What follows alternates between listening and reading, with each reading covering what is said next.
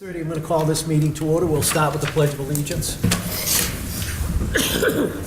I pledge Allegiance to the flag of the United States of America and to the republic for which it stands, one nation, under God, indivisible, with liberty and justice for all.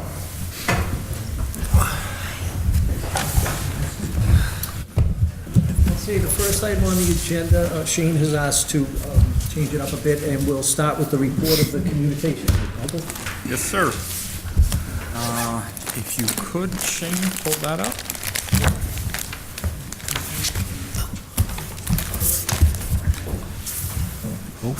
So we're going to review the survey results that we received back from the community. Oh, perfect. Thank you. Yeah, I appreciate that. Thanks.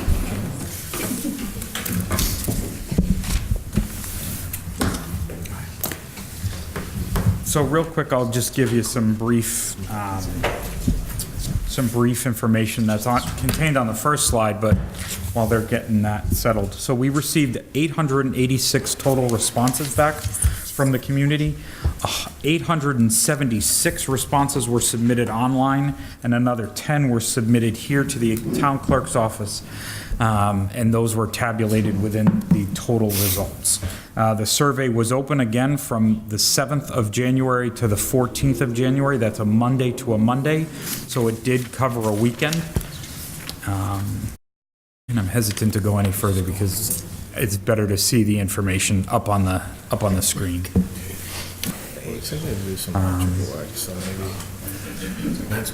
So slide one we just talked about was the total numbers, when the dates were open, how many responses we received, and they were all manually entered on Monday the 14th. I have the paper copies with me as well. We kept those copies. So next slide. For question one, are you a resident of Bridgewater? That's pretty self-explanatory, yes versus no. And the way that played out was 91% were, 9% were not.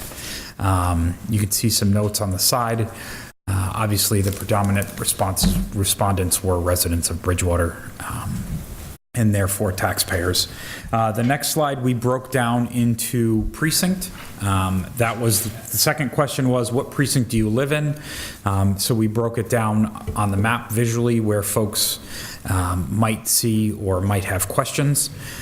You can see the results in the bottom. So 21.3% weren't sure, and 7.4% responded they didn't live in Bridgewater. That number doesn't match the number at the beginning, but it is what it is. That's the way people responded. Next question, next slide, Shane. Sorry. This is the age bracket, the breakdown. Under 18, 18 to 24, 25 to 34, 35 to 44. Obviously, the predominant respondents fell in age category. 45 to 54, 55 to 64, 65 to 74, and then 75 plus. So that is the associated group. Do you have children in the school? In the schools, some of the paper respondents responded, they crossed out children and wrote grandchildren, so we counted that as children. So you can see obviously overwhelming that most of the respondents have children or a child or children in the Bridgewater schools. And you can see from there the other options as well. I should have started with all of the options as you see them on the slides is how they were presented to the respondent. So question 4, the question read, do you have children or a child or children that live in, that attend Bridgewater schools? And the options are listed left to right, would be top to bottom. So next slide. Question 5, and that's what I had just said is critically important to this question. You can see overwhelmingly the top 3 respondents were flexibility, adaptability of the building design to meet current and future educational programs, safety and security, and the total cost of the project. Again, the options were presented in this order. These weren't the top three on the list, and people just circled the top three. They were presented in this order.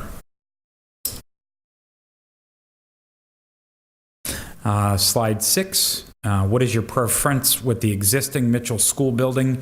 Again, you can see those responses. We did give them, as you might recall, none of the to that site wasn't the best option. We didn't want to pigeonhole them into one of the two pre-described options. And then we have they don't have a preference. We gave them that option as well. You can see overwhelmingly, though, that,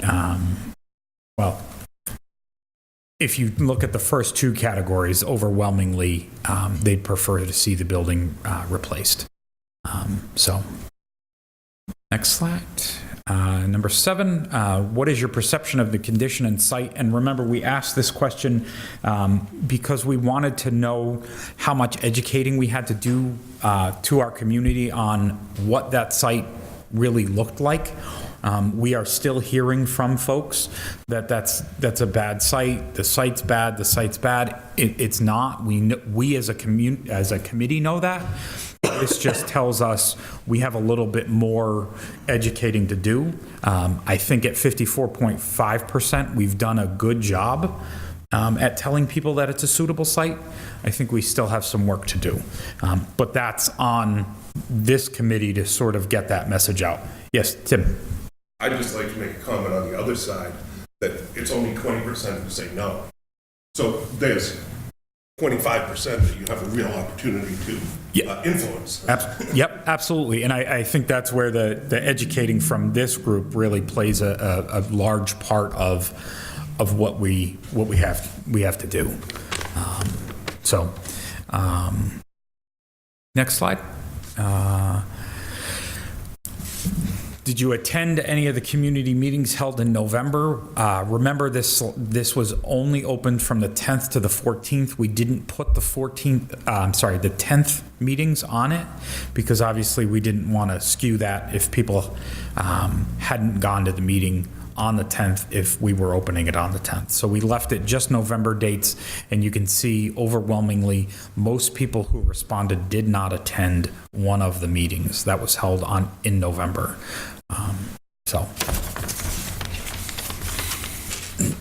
Question 9, how do you use the Bridgewater schools? That's pretty self-explanatory.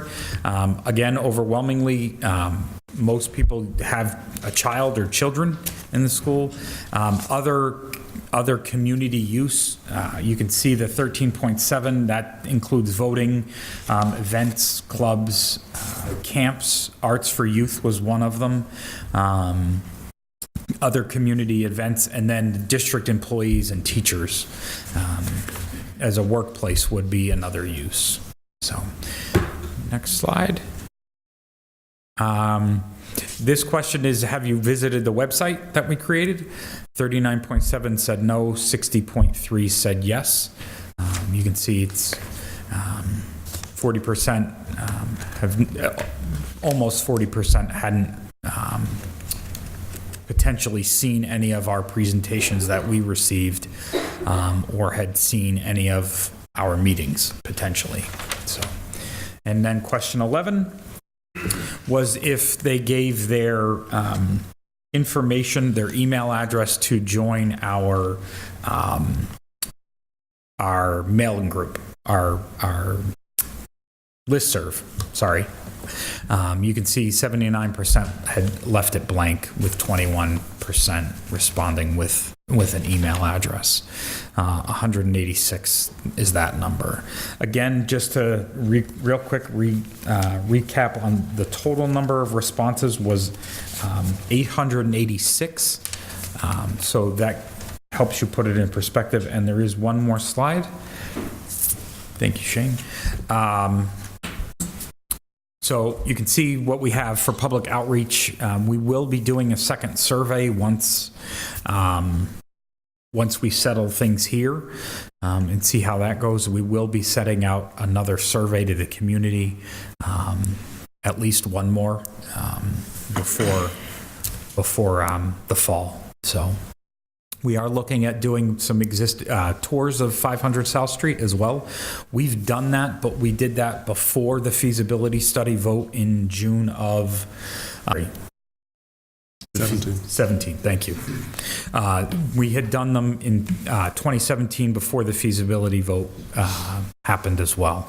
So we are working with BTV as well to see if we can get a video tour of all of this, the existing buildings now, so people have an idea of what our kids are living in their school atmosphere, their classrooms, what they look like at all grade levels. So because all grade levels are impacted by this. So I guess I'll open it for questions. Before I open it for questions, the communications working group, anybody have anything to add? Anything you feel like I should have covered more of? So I want to thank Renee, Melissa, Scott, and Lil for helping with this. And Christina. This was a huge undertaking. And all of us are pretty happy with the 886 respondents. We are, with the number, I should say, that we received back. We're pretty happy with that. So. Good number. It is, yeah. Questions, comments?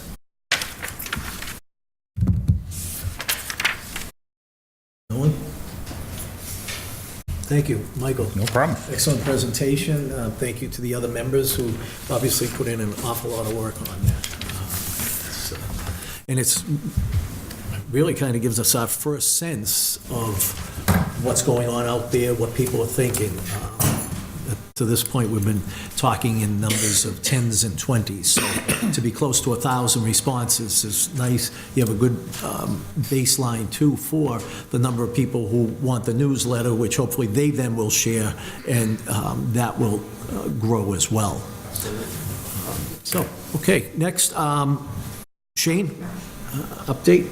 Yeah, so we have a PowerPoint presentation here. We're going to go through the options, some of which you've seen before. We do have an update on the C6 option, which is the L-shaped new construction. We'll bring you through that. We have some updated construction and project costs based on estimates that we received last week from the two cost estimating firms. So we'll go through that quickly with you and then open it up to questions. Just a reminder, we're in the preferred schematic report stage. This is the second of the three submissions to MSBA. We already submitted the preliminary design program in November. Our preferred schematic report is where we took on some of those options we looked at. We progressed them a little bit more. I think at one point we were looking at 11 options. We reduced that down to 5 at the last meeting. Those 5 went to our estimators. They were estimated. We got the cost back last week, and we're working towards that second submission to MSBA. Ultimately, at the end of the preferred schematic report, what we need to do is pick one option that we're recommending as the project. That's what will go forward to the MSBA Board of Directors, and if it's approved by the Board of Directors, that will go forward then to the schematic phase of the feasibility study. Again, these are just some of the slides you saw before. We showed this the last time, the Education Visioning Program compliance. We won't go through that again. Option A3 was the renovation option. It really hasn't changed since we saw it last, so I don't think we need to go through it unless anybody has any questions. This was the site plan. We talked about the interior layout, the classrooms, the other facilities within the building at the last meeting. It's the same as you saw on January 10th, I think, January 7th, when we were here last.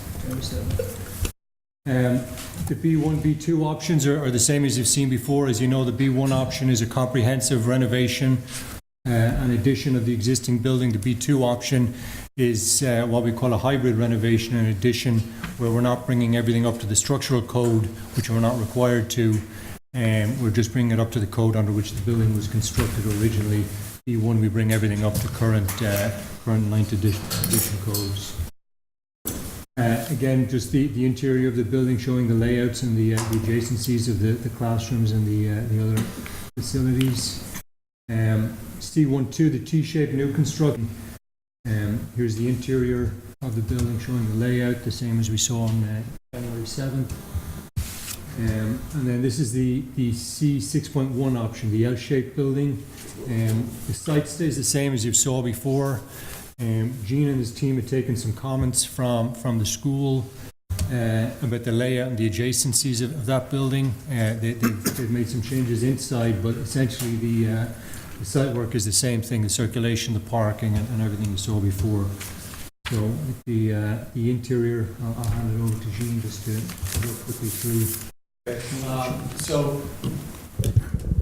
there are a few, there are a couple comments. The last time so we're calling this C6.1 because it's a further iteration of C6. The pricing really doesn't change because the building's the same square footage and it's the same rooms.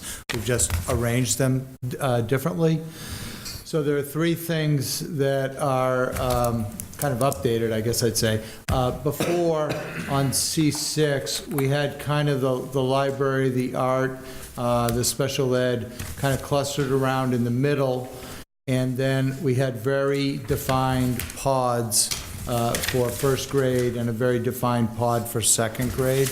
The comment was raised that, boy, C1.2, 1.2, sorry, there's too many points.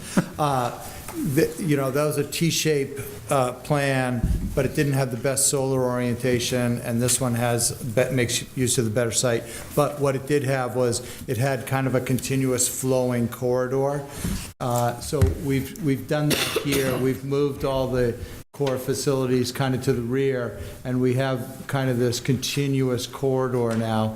And the reason that's of interest is someday some year you may not have exactly 11 first graders or second grade classrooms. So by doing this, you could this is 11 first grade classrooms, and you could always make this a 12th if you needed to, or vice versa.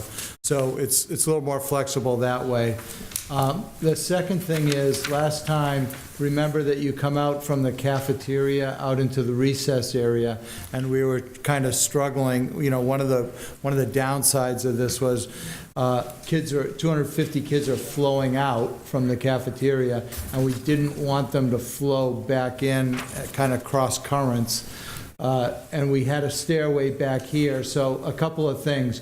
We moved the kitchen, and we have a stairway at the end of the building, so it's easy to come in and go. And then the other thing is, we thought, why don't we make an exterior stair, and it could also serve as an outdoor classroom, but kids could flow kind of back up if you deem it appropriate, and go back into the center and go up the center stairway. So those two things are kind of different from what you showed, and it flows better. The last thing is interesting because a group went out to look at an elementary school in Hanover a few weekends ago, and they had a very interesting setup as far as security goes. When you came into the lobby, I'll just call it, you have a kind of a secure vestibule, but if someone got through the vestibule, there's another layer here, with this lobby. There are doors kind of at each classroom wing, and you can only get through those doors if you have a pass card or a key card. So, as long as we were pushing stuff around, we just took a look at integrating, a secure lobby into this. I'm sure we could do it on the C1 and probably the Ad Renos as well, but it was just easy since we were changing this one plan to demonstrate it. So I think those are the highlights. So as I said, we got cost estimates back last week after the meeting on January 7th. We sent the information to the cost estimators. The process is that Gene's firm hires a cost estimating firm, and Deadless does in-house cost estimating. So the two cost estimators take that information, they prepare cost estimates for each of those 5 options. At the end of that, the estimates are exchanged, we review them, we hold what's called a reconciliation meeting, where we go through each of the estimates, building component by component, line by line if needs be, to make sure that both estimators have picked up the same information, the same assumptions, made the same allowances. So we did that, and this slide just illustrates what the results of that were. The A3 option, it was just 1.6% between the two, which is acceptable at this level. The B1 option, there was 0.02%. They were right on top of each other, which is very acceptable at any level of estimating. The B2 option, it was 0.69, so again, very close there. C12 option, there was about 1.35% difference, and the C61 was 1.8%. So very close to all of the options after we reconcile them. Yep. Tim? Is this total project cost or town project cost? No, this is just the construction cost Okay, estimates. so Yeah. construction, Yeah. okay. And This- does it include any escalation, or does it use today's dollars? No, it includes escalation up to, we assume, the start of September 20. Okay, great, thank you. And we took those cost estimates and we put these into a total project cost spreadsheet. So we started looking at some of the other soft costs that we've spoken before. Those are anything that aren't considered construction costs. The headings I've used are straight from the MSBA 3011, which is their budget form. So these follow the MSBA categories of cost for construction projects. So just going through them, we had the feasibility study. Where we're at now, that money's already been appropriated, and that's what we're here doing. So I've included that. The MSBA do include that in the final project funding agreement with us, so I'm showing that as included in the total project cost. Administration costs, they include any legal fees, printing, advertising, and other miscellaneous project costs. We have $145,000 pretty much across the board there for that. The OPM is the owner's project manager. Us, it includes a full-time site rep when it goes to construction. That fee is 1.725 for the A option, 2.175 for the both B options. They're pretty similar, and then both similar for the C options, a new 2.15%. They're based on a percent at this time. I think we're at about 3%. I think when we went through some of the reimbursable stuff, MSBA reimbursed up to 3.5% of construction for the OPM fee. So they're all within that reimbursable, and they'll be fully reimbursed. The next one is the architectural and design Can I fees. ask a question about the OPM for a second? Yeah. We move forward with the PSR, and I assume we put all these numbers in the document. And why wouldn't any OPM just bid 3.5% knowing they get reimbursed for that? Well, we're just using percentage now. At some point when we come to schematic where we're locking in the fees, we'll actually put together a full fee schedule to show you. Right, I just don't understand why you would use 3 versus 3.5, which is, if I was looking at it, I'd say, all right, the total project cost of this, I know I can get 3.5 from the MSBA. We usually end up about 3% for, 3.5% includes our fee for feasibility, so we're at 3%, so the fee's probably about 3.2 there. We know we can do it for less than 3.5, so we. Well, the feasibility is 800, so in option A3, for example, that's almost half, so that's really 4.5% of the total cost. No, the feasibility is the full feasibility. Now, our fee is 178 of that. Okay, so yours is 100. Yes. Thank you. Same thing with the architecture. Then we've used a 9% multiplier there, just based on the construction cost. You can see it varies a little bit across the 5 options between 5 million up to 6.3 million, depending on which option.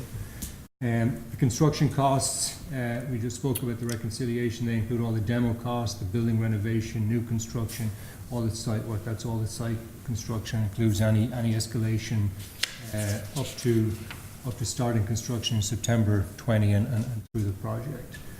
The next one is miscellaneous project costs. They include utility costs. So if there's a charge from the utility company to bring in a new electric service, new gas service, that's covered under that category.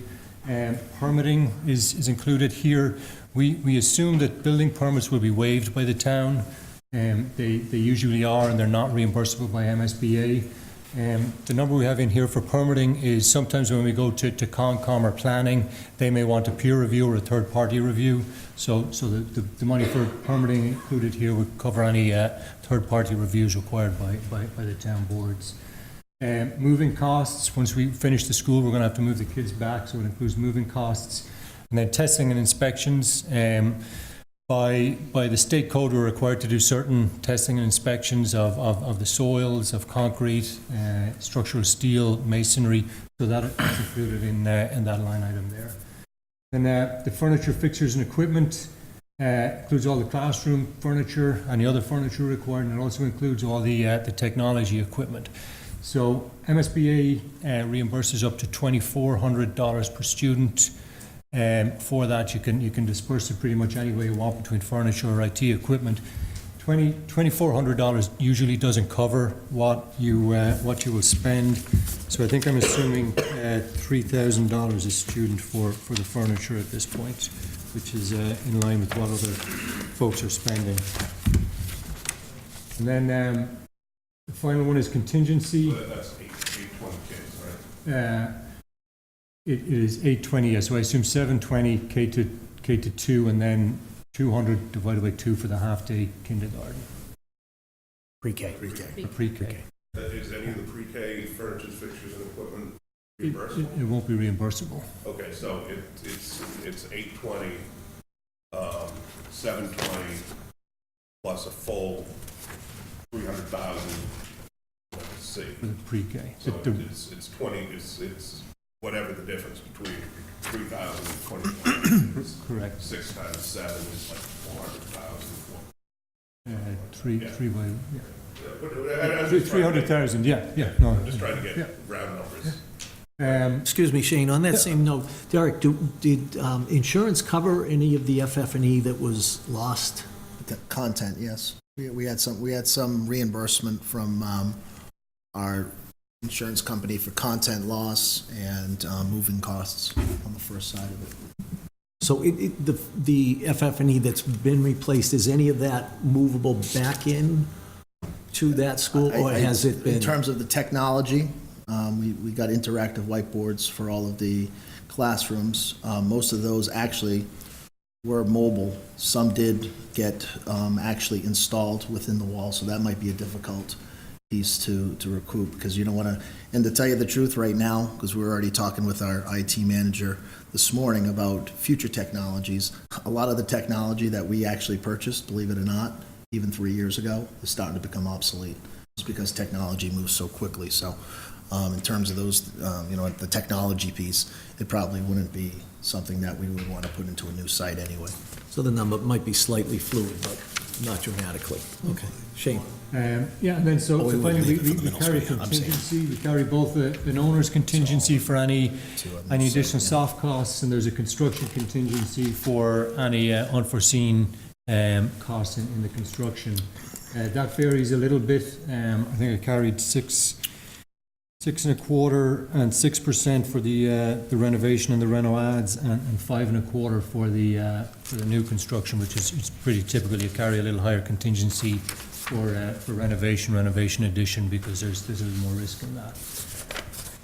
So that's our total project cost. We're at 67.4 for the A3. B1, we're at 83.5. B2, we're at 81.8. The C1-2, we're at 82.2, and the C6.1, we're at 82.152. And Shane, if I could, sorry. In the C61, that's your lobby, Yeah, but yeah. not in C12 or B2 or B1. There's enough to cover it all in all the options. It's within that. Where is it hidden? It's not hidden, it's just, we I know, didn't mean hidden, I'm just. yeah, no, we just know, it's really about doors, and we did have full electric hardware in all the options. So it's just about the door placement, to be honest. So typically, at this level, we also carry a 10% what's called design contingency. So that will, you know, reduce as we progress the design. It gets more detailed until we're at 0% at the bid document. So there is a design contingency, which is typical to carry in the estimate. I'm sorry, say that again, design contingency, how is that different than contingency? Design contingency is within the construction estimates. It's to allow, So it's within the 5 and 6 million number, there's something. within the 50 to 53 number, the construction number. Oh, okay. So that as the design progresses and it gets more detailed, we can price it with more certainty, more detail. So that number reduces at the schematic level, at the DD level, at construction document level, until it's at a zero when we bid the job. We then took the project costs, and I did do a sample 3011, which is the MSBA budget spreadsheet that they use. I've tried to come up with as accurate a number as I can based on what I think the reimbursables will be. So my anticipated effective reimbursement rate for the A3 will be about 47%. The reason that's a little bit higher is MSBA do reimburse you for renovating a building. You can get up to 5 additional incentive points. We talked about incentive points at a meeting previously. I'm assuming that because it's a full reimbursement, full renovation, that you will get that full 5% reimbursement for that. The B1 and B2 options, there is some renovation portion of that, so I'm assuming, I assumed about 2% incentive points, 2 incentive points for that, brings up to 43. And then the new construction, I'm assuming about a 40% effective reimbursement.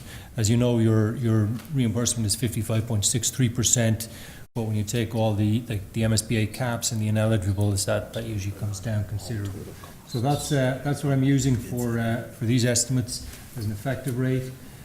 Based on that, the anticipated MSBA reimbursement will be about 31.6 million, 35.9, 35.2, 32, 32.8 million across the board, leaving the town's anticipated share for the A3 renovation option at 35.7 million, the B1 ad reno comprehensive 47.6 million, the B2 hybrid ad reno 46.6 million, the C1.2 the new construction 49.3, and the C6.1 a $49.2 million town share. Yep. I'm a little confused. A3 was in the 25 to $30 million range last time we sat down together. And the anticipated town share, that's the anticipated town share. You nailed all the others, why didn't you nail that one? Can I just, so on Saturday when we did the tour, Gene, you answered this question quite eloquently, and if I couldn't, Shane, I know you know the answer, but can I ask Gene to answer that question? If you're all right with that, Tim? Okay. I just don't answer. Can't we have the OPM answer it? Well, all right. He's running the show. Well, I think, yeah, we were a little less than that. At the time we did, if you remember, we did benchmarking where we just took a range of renovation projects across the state using numbers that were available from MSBA. Since then, we've done a more detailed estimate where we were able to do some quantity takeoffs. We were able to look at the building component by component and division by division. So it did go up substantially. When I make a 50% error, my boss is usually worried about it. Right. Curious, so if I can see the detail breakdown of that, that'd yeah. be great. Well, I think the construction cost didn't go up that much, Tim. The construction cost went up, I think, 42 to 51. That's total project cost you're looking at up there, not Okay, yeah, not only 25%. So that's where we came out with. As I said, we went through it with 2 estimators on spent a couple of days doing it last week, reconciling it based on the information available, and Can you that's send me the reconciliation between what you had for 25 to 30 versus that? That would be great. Thank you. sure, yeah. Larry? Yeah, can I get a couple? Obviously, you know that I'm the cynic of the group. Okay. And the first thing is that you have 2 estimators. Mm-hmm. And who are the 2 estimators? There's one hired by the designer, and then one is our in-house estimator. Okay. Yeah, I've done a lot of contracts, I've reviewed a lot of bid openings and stuff over the years, and to have two estimates be from 0 to 2%, within 2% of one another on something this large and this diverse, is kind of eye-opening. I mean, I'm used to seeing, not unusual to see even on a small scope of work, seeing bids that are 50% difference from one another.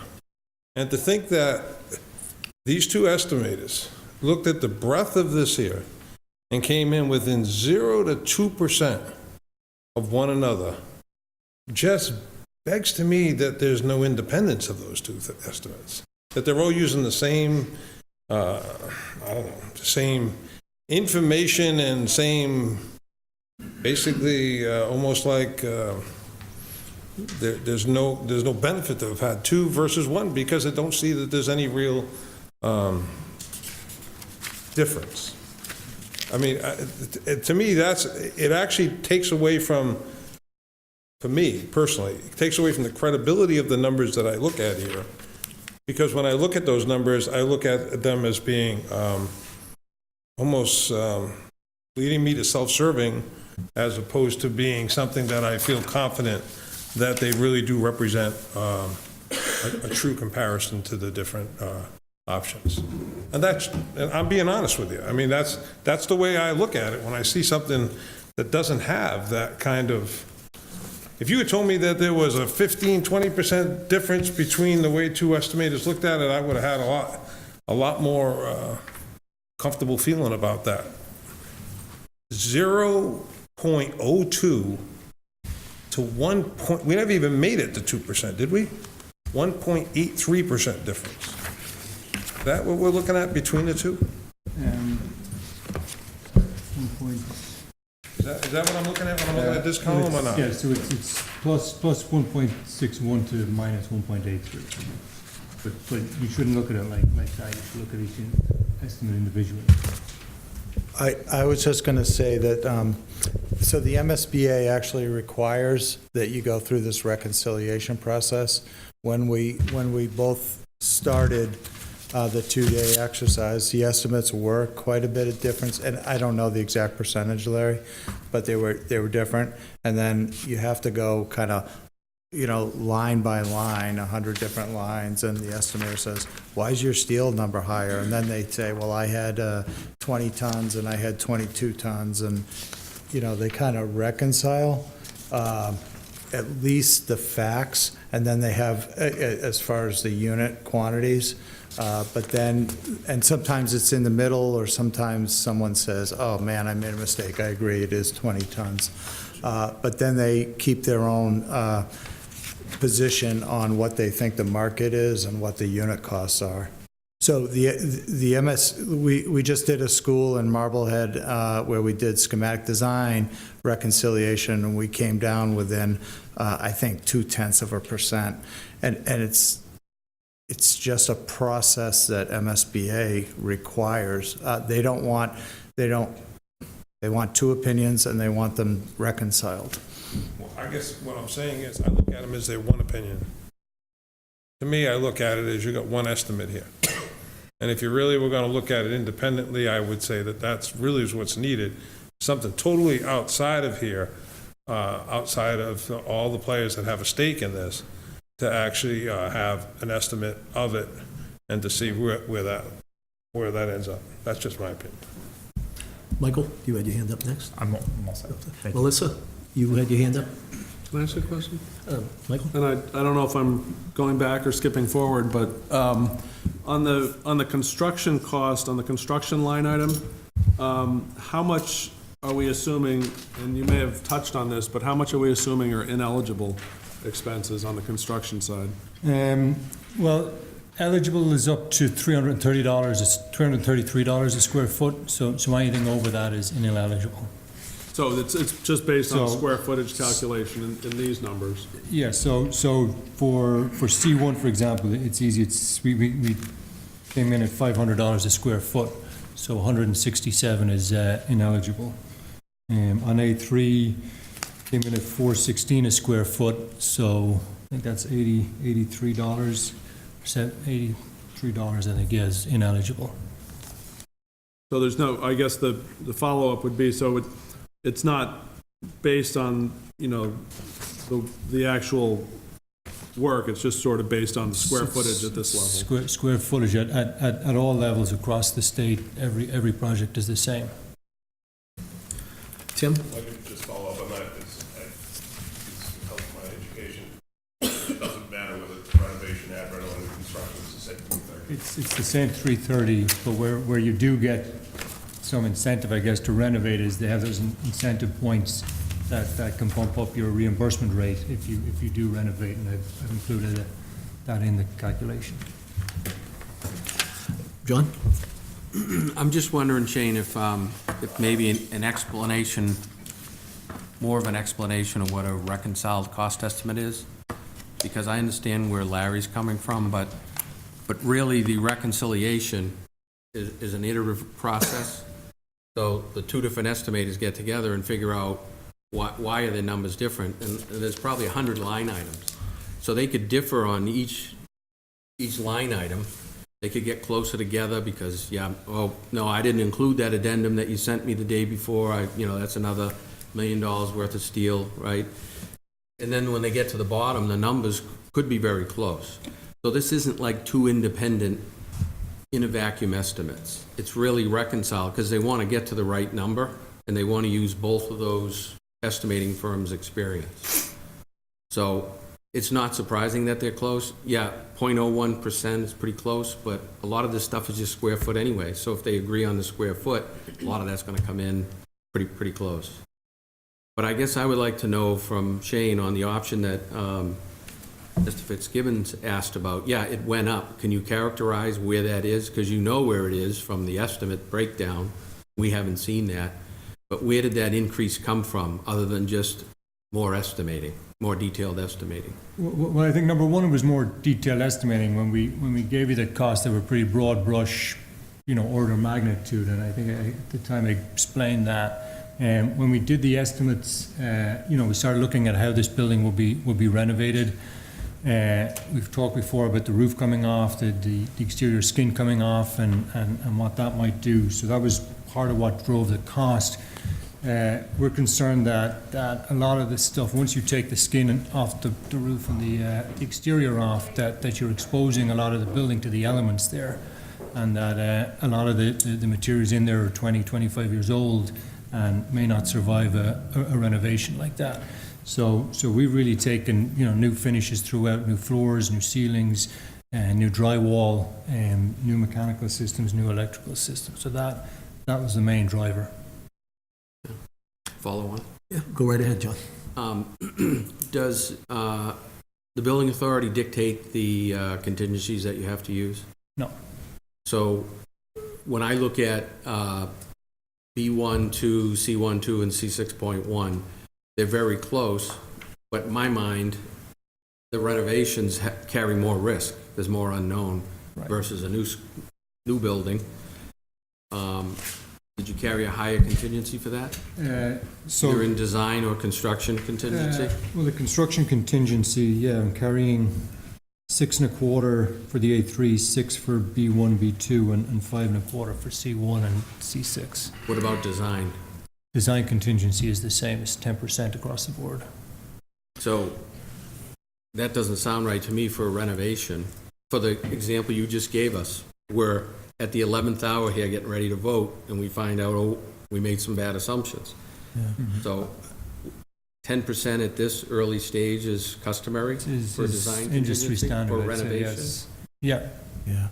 So I just wanted to say on the B1 and B2, they say renovation, but if everyone remembers, we're stripping everything down to the concrete foundation and the steel structure. So we're probably not going to run into a lot of unknowns. Okay. Yeah, I guess I didn't factor that in. Thank you. You're welcome. So to go back to Larry and Tim's points, which are the increase to A3 is significant, and we're not seeing, and Shane, I know you and I have had two conversations, and maybe I'm just not getting it, but when you have something this significant coming through, and this is a significant increase to what we walked away from with numbers in our head from the previous meeting. This is significant. And we had pretty much come to the conclusion that an A3 was the route we wanted to go if it was a renovation, and a C6 if it was a new build, which C6, okay, that'll be a model school. There's not a lot of question marks there if it's a new school. But you come back and this is an enormous increase. When you called me on Friday, you said you were at 12 million. That's a huge increase without any kind of detail other than you saying, well, we gave it to the estimators. I still don't know where it is. And you, to my mind, you haven't significantly explained it. And whatever it is, something in those line items that your estimators are looking at, they were within less than 2% of each other. But we're sitting here with a $12+ million increase from 2 weeks ago and no explanation of it. Well, I think we looked at all 5 options. We didn't just look at the A3 and the C6. We looked at all options the same, which we're required to do is this process. I think, yeah, we were low on our assumptions that we made when we're, looking at it from that 40,000-foot view. Can we just, first of all, excuse me, just for a second, Shane. Yeah. Can we just talk A3 and C6? Yeah. Because there don't seem to be any other issues. They're fairly similar to where we were 2 weeks ago. So, in C6, we know if it's a new school, then there aren't going to be questions. It's a model school, and we know you're coming out of the ground, you're coming out clean. Mm-hmm. So, I'm not satisfied with what I'm hearing, and I don't. So, I need you to stick to A3 and tell me why these things increased and over a significant amount. What did Tim say? 25%? I didn't do the math, but why did these things increase so significantly, and we don't have a detail in front of us that tells us? Well, I want to let Shane finish. Well, I can't say anything else. They were order of magnitude costs, Jerry. We weren't asking you to make a decision on those costs. We wait till we get proper estimates done. We have the detail now. We can certainly share that with you, show you where we're coming up with these numbers. We got a renovation. It's harder to estimate that. You don't know the extent of the renovation, the extent of the building. When we started getting into it, we were looking at it. I think the level of replacement is more than we anticipated. Once you take that roof off and you take the skin off, if there's a rain event or a snow event, it can wipe out all the finishes. That said, also, most of those finishes in the building are 20 years plus by now. They're coming to the end of their useful life. So, we're just concerned that if we give this building to a contractor trying to protect this, he's going to make junk of it and say it was junk when I moved in there. So for everybody here, are you saying you're going to just open the entire roof and hope it doesn't rain? And if it does, that 12 million is going to fix all the damage inside from it. Mm-hmm. It does make sense, because let me just finish one other point, Shane, and that is that I went on the MSBA website today, mm-hmm. and there isn't a roof job of a school this size over $3.5 million. We're at 12 plus, and these are roof repairs. Let me be specific. And we're at 12 plus million here, and no explanation. I honestly feel that if we can't get sufficient information on this is a completely different A3 than any of us were anticipating, and I don't know how it was missed, omitted between you and Gene through all this process, but I'm of an opinion that then we should get a peer review because of where we are, and at this late date, coming in with such an overage. Sure, we'd be happy to do a peer review. I want to just... excuse me. Yeah, I just want to say, you're our OPM. We hired you to represent us. You shouldn't be cavalier about a peer review. Go ahead, Gene. Oh, no, I wanted to say that one way to, essentially what happened. There was a difference of opinion between how we thought the building would be constructed, the construction sequence, and how the two estimators looked at it. So it kind of comes down to what they call means and methods. We had assumed that the roof might be opened up in pieces, and then therefore we could save a lot of stuff inside. And the estimator was like, that doesn't make any sense. You'll probably end up just taking the whole roof off and putting the new roof on. But because the roof is off, we now have to we have to plan on new drywall, new doors, all the new finishes. So when Shane says that a lot of the things are because, well, we were, in our mind, we were going to be able to salvage things because of the roof and the wall sequence. But with the estimator's opinion on what the real bids would encompass, a lot of the stuff inside that we thought could be saved is now carried as new. I don't know if that, Larry? does that make sense? I mean, I'm sorry. Yeah, no. So what it seems like is that when you went through that estimate, what happened is you took worst-case scenarios for every item there, and that's really what drove the cost up. Well, I think worst-case scenario, we're taking that roof off, right? And we're not just taking the shingle off, we're taking the shingle, the sheeting, the trusses all have to go, so that the roof is wide open. Once you take those trusses off, anything that's attached to that, mechanical, plumbing, electrical, that's all going to come out. All your ceilings are going to come out. So at a very minimum, you're gutting everything that's in the ceiling on the second floor. You're leaving that building wide open then to the elements. We can go back and tell the contractors how to do it, but then we're dictating means and methods, which means that we open ourselves up to more risk that they can't do it like that, or that there's phasing and logistics, and that's at a premium. But doesn't it seem to you that what you're doing is you're having the estimator dictate the method in which it's being done? When from a practical point of view, any contractor that's going in there, knowing that he has to protect what's underneath it, is not going to take off all the roof. He's going to systematically go down and take section by section and replace it, so he does not cause the damage that you're now including in your estimate for having everything replaced underneath it because it's all been damaged. So our concern, Larry, is that we can't dictate how he takes the roof off. That's means and methods. We cannot tell him how to do it.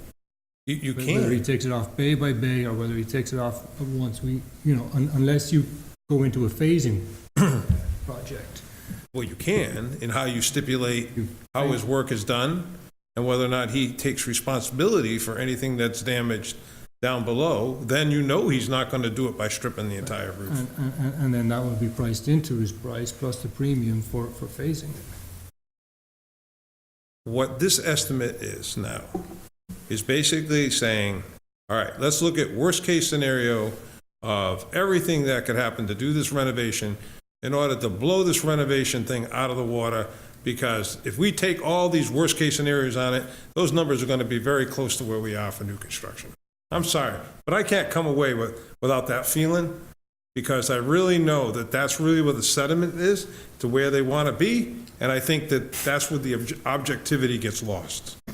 And I'm trying to look at it objectively, and I'm not seeing objective here. I'm looking at a very slanted, biased view. I mean, like, Show those numbers. as an example, we're assuming that all the kitchen equipment can be reused.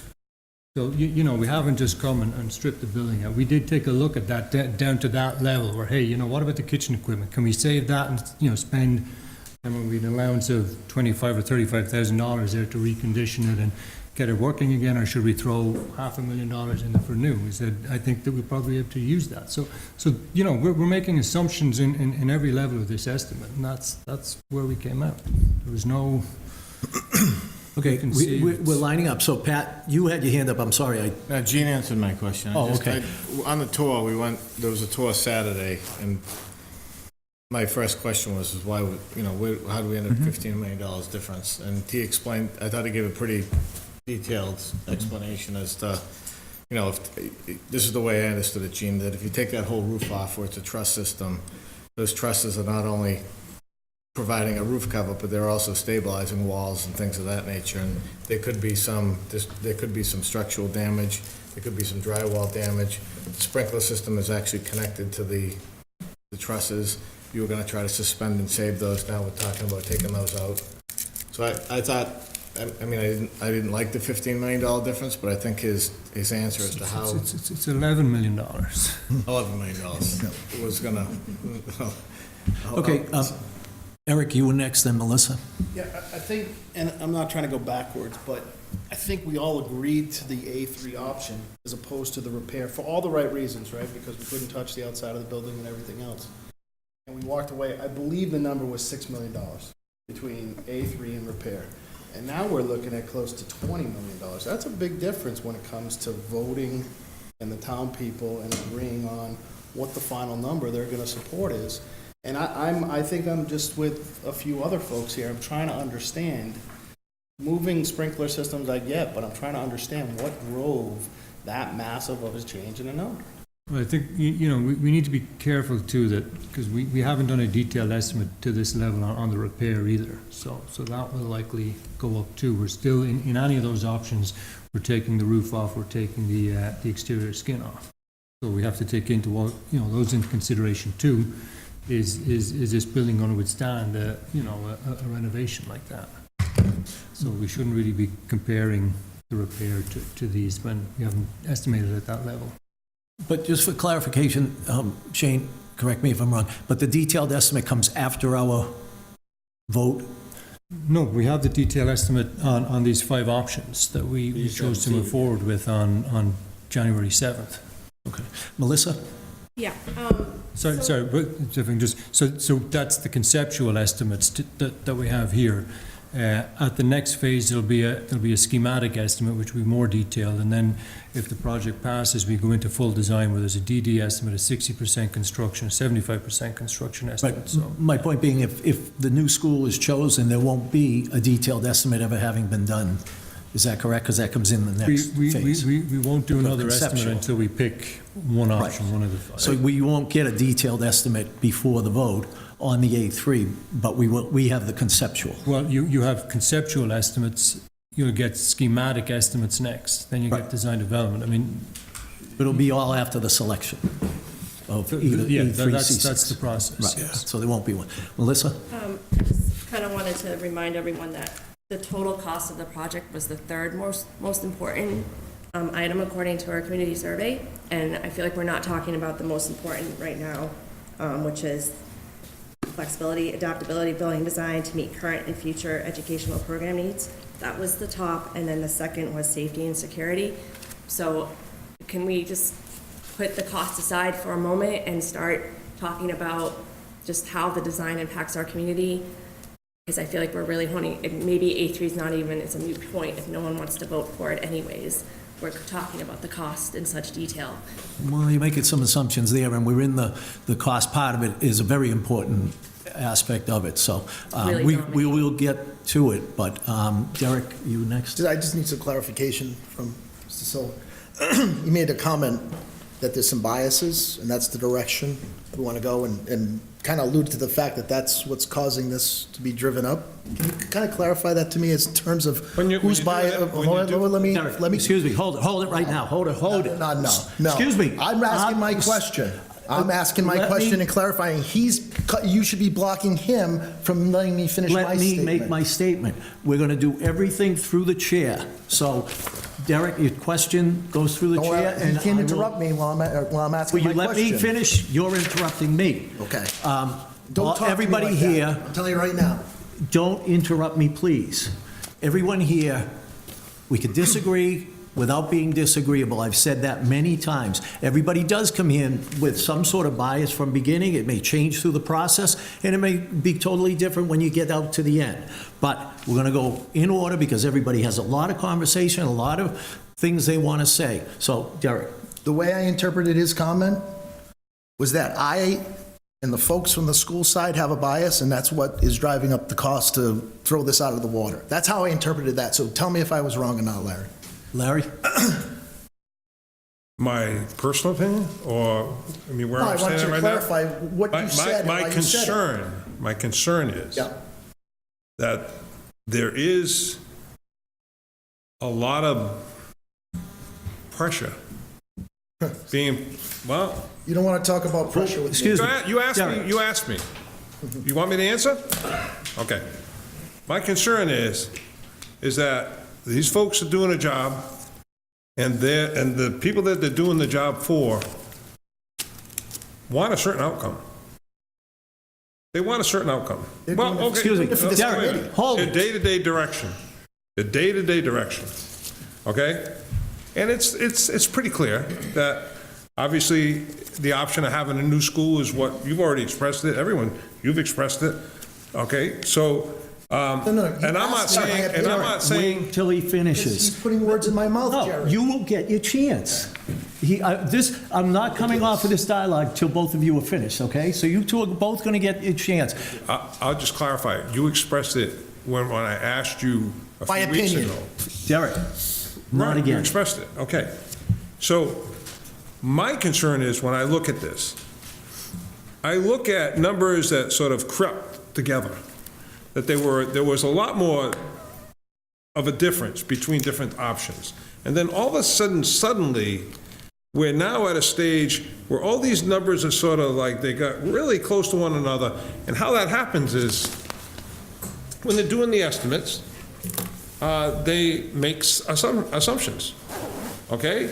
And if you take and make assumptions on the renovation one, or the ad reno one, you basically make some assumptions that you can make them from Excuse me, year to Larry. year. Larry, When you're excuse me. getting the cost. Larry, And excuse that's me. what I'm asking them. Larry, you're going back over old ground that you had already stated, but go ahead.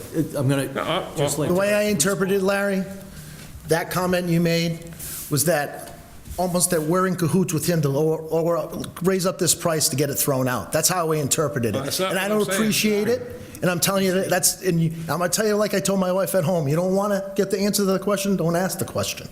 You asked me my opinion last week, and I gave it to you, because that's what my kids and that's what my people deserve. Bottom line. But don't make assumptions or make people out here thinking that him and I are sitting in a room somewhere cooking the books to raise this up to get it thrown out, because I take offense to that. Okay. That's not what I said, but if that's what you... That's how I heard it. you're feeling, then I don't know why you're feeling that. Okay. Pat? So, I know we don't want to go back to cost, but I want to go back to cost for a minute. So, I think, just the way I understand it is that initially, you explained to us that these were rough square footage numbers, initially, right? And I think anytime you have new construction, rough square footage numbers are much easier to calculate than renovation. So when the detail came back, there's obviously going to be more variation in the renovation than the new construction, correct? Say that, yeah. So, with that being said, the construction cost of $53 million, when you were giving us those numbers before, did that include a 10% design contingency? Or is that 5.3 of the $9 Well, million? that would have been based on cost data that we have from MSBA on either projects that were approved at schematic level or projects that were bid. So essentially, you have in that construction number, 5.3 of that 9 million may be right in that 10% design contingency? I wouldn't say that exactly. When we give you order of magnitude cost, we're basing it off projects that have been bid. So that contingency has come all the way down to zero at that level when it's bid. We're basing it off how much does a 100,000 square foot school cost to build, and we say 500. Industry standards would tell you we could be off 20% on the outside, 50 on the high at that level of estimate. So you're saying essentially that 53, or that 66, or that 65 could be 10% less? Sorry, ask again. So are you saying the construction costs right now, before design, they're inflated by 10%? No, we would expect that as Gene's team designs the building, that number will reduce to zero eventually. So as they start to design, the particular floor finishes. They start to design the amount of tile that goes on the walls, and they start to design the number of doors, the type of doors. That 10% design contingency will reduce. We're not overestimating by 10%. So where is the design contingency in the budget? In the In construction the cost? construction number, because we're, right now the design is about 5 to 7% complete. We've got another 97% to go. So what I'm saying is that number really comes in at 47 million and you add 10% to it? Yes, we add 10% at the bottom. But it's likely that that'll go down to zero. That will go down to zero, and it will get absorbed back up into the trade costs as they become more detailed. Scott? So I'm not sure who this is geared to, but I thought it was earlier when Larry was mentioning the extremely small delta between the two estimates.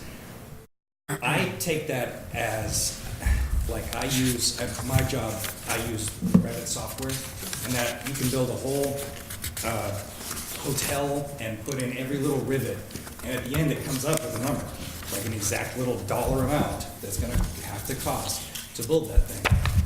I'm assuming, tell me if I'm wrong, that the estimates are just numbers, right? In other words, somebody's plugging in the numbers and coming up with the estimates. If through reconciliation, the two guys are having to agree on, okay, well, here's the numbers, right? Here's how much steel it should, they have to come to that conclusion.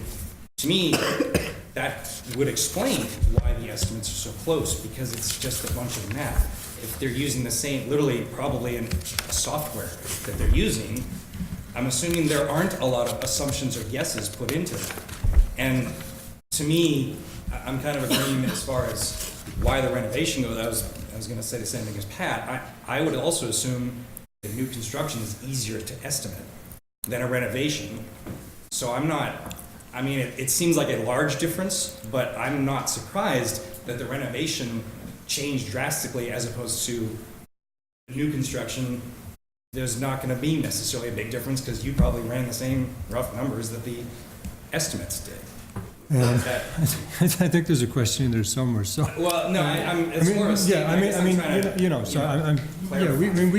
we're taking, literally, we had the floor plans and the site plans that you guys saw here. That's the amount of, information we have, and our estimators have to take off, how many linear feet of partition and how many square feet of ceiling but like MEP systems, mechanical, electrical, plumbing, that's just done on a square foot basis. Still, it's okay, so let's come up with an agreeable figure for mechanical. Is that 45 per square foot or is it 48 per square foot? Same thing with electrical. We're still at that level of estimating. So it's, they are doing takeoff where they can. It's not a matter of like Revit, just push a button and it will spit out the number of rivets you need. There is a certain level of takeoff, but still at that very, very preliminary stage. No, and I guess I'm trying to say I tend to have more faith in the estimates. Because I tend to say, and I'm sure they're going to drastically change once you get more detailed, but I look at it as, I don't know. I guess I don't know how you could make assumptions that would drastically change the numbers. To me, I wouldn't see how you could do that. Yeah, Larry mentioned a 15% number, and I wouldn't have presented estimates today if the two estimates were 15% apart. I think at this level, you probably want to be 4% apart max. So I wouldn't have presented the numbers if they were above 4%. I wouldn't consider that reconciled. Dennis? So I just want some clarification. I'm not talking numbers here, but if I think back to all the meetings I've been to, we've been told from the beginning that the most difficult one to come up with would be a renovation. You guys would be able to get us good, accurate numbers on new construction and things like that.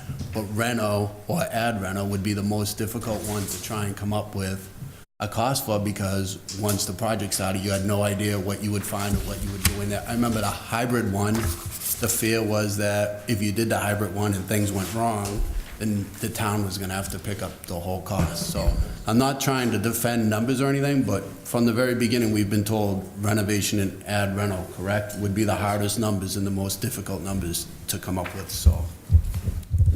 Who was next? Someone else had their hand up. John? Oh, I'm sorry, Tim first, and then you, John. Yeah, we've had a bunch of conversations, so the questions are in my mind, and they're all completely different, so I apologize for that. You keep saying order of magnitude. What does that mean to you? So we looked at, cost data that's available to us, and without, Now, what does order of magnitude mean?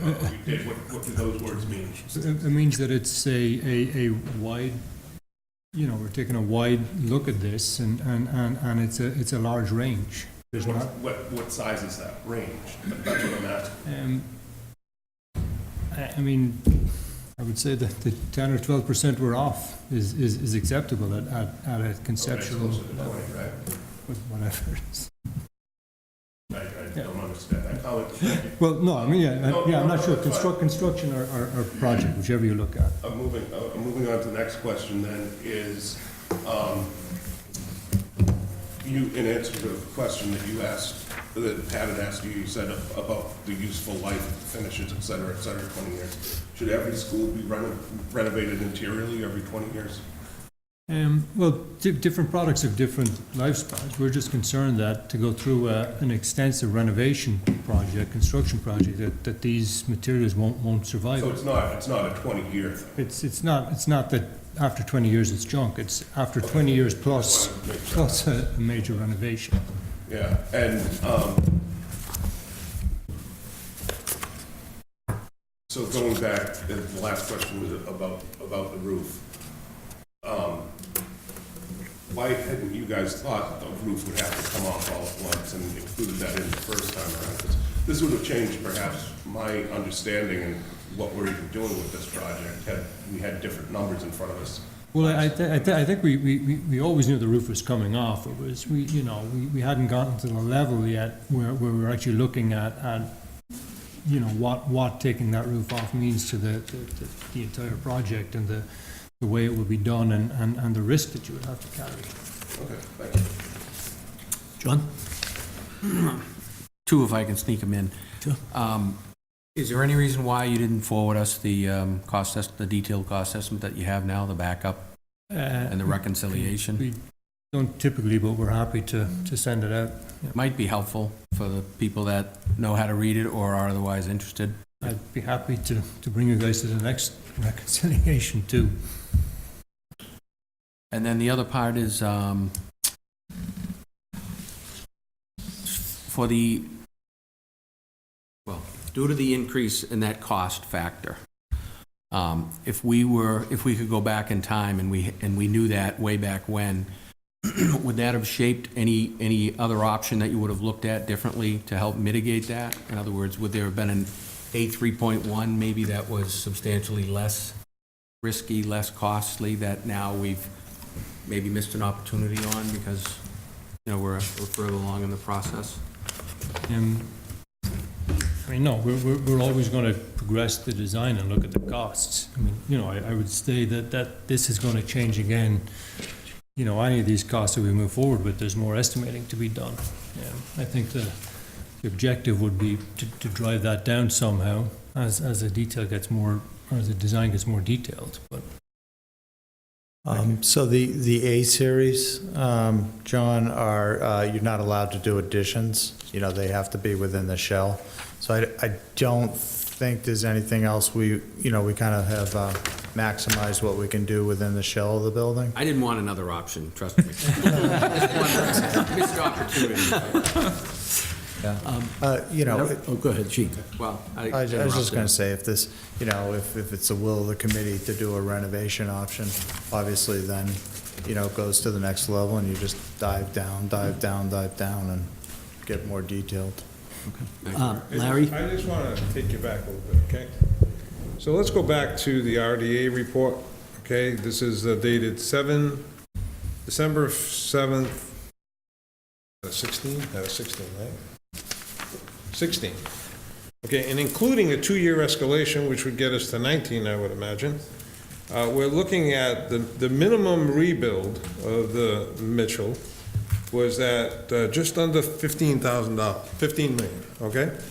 That's including design contingencies, design fees, construction contingencies, all those things are included in it. And we have a cost of 15 million for that option. And then option 2 is the addition reconfiguration. And that option, with that same 2-year escalation in it, has a $40 million estimate of it, okay? And then there's, and can I ask a question, how many students are we talking about for this now, this scenario? It's 740 K through 2, and then the pre-K is 8 classrooms of 40? 15, but it's a half-day program, so. Oh, 50. So if you made those equivalent full-time, what would it be? 240, I What do you think. mean full-time? They're a half-day, it's a half-day program. It's a half-day program, so you got so many So full-time. then you 30, got so each, half of the half-day. 30 times 8, 240.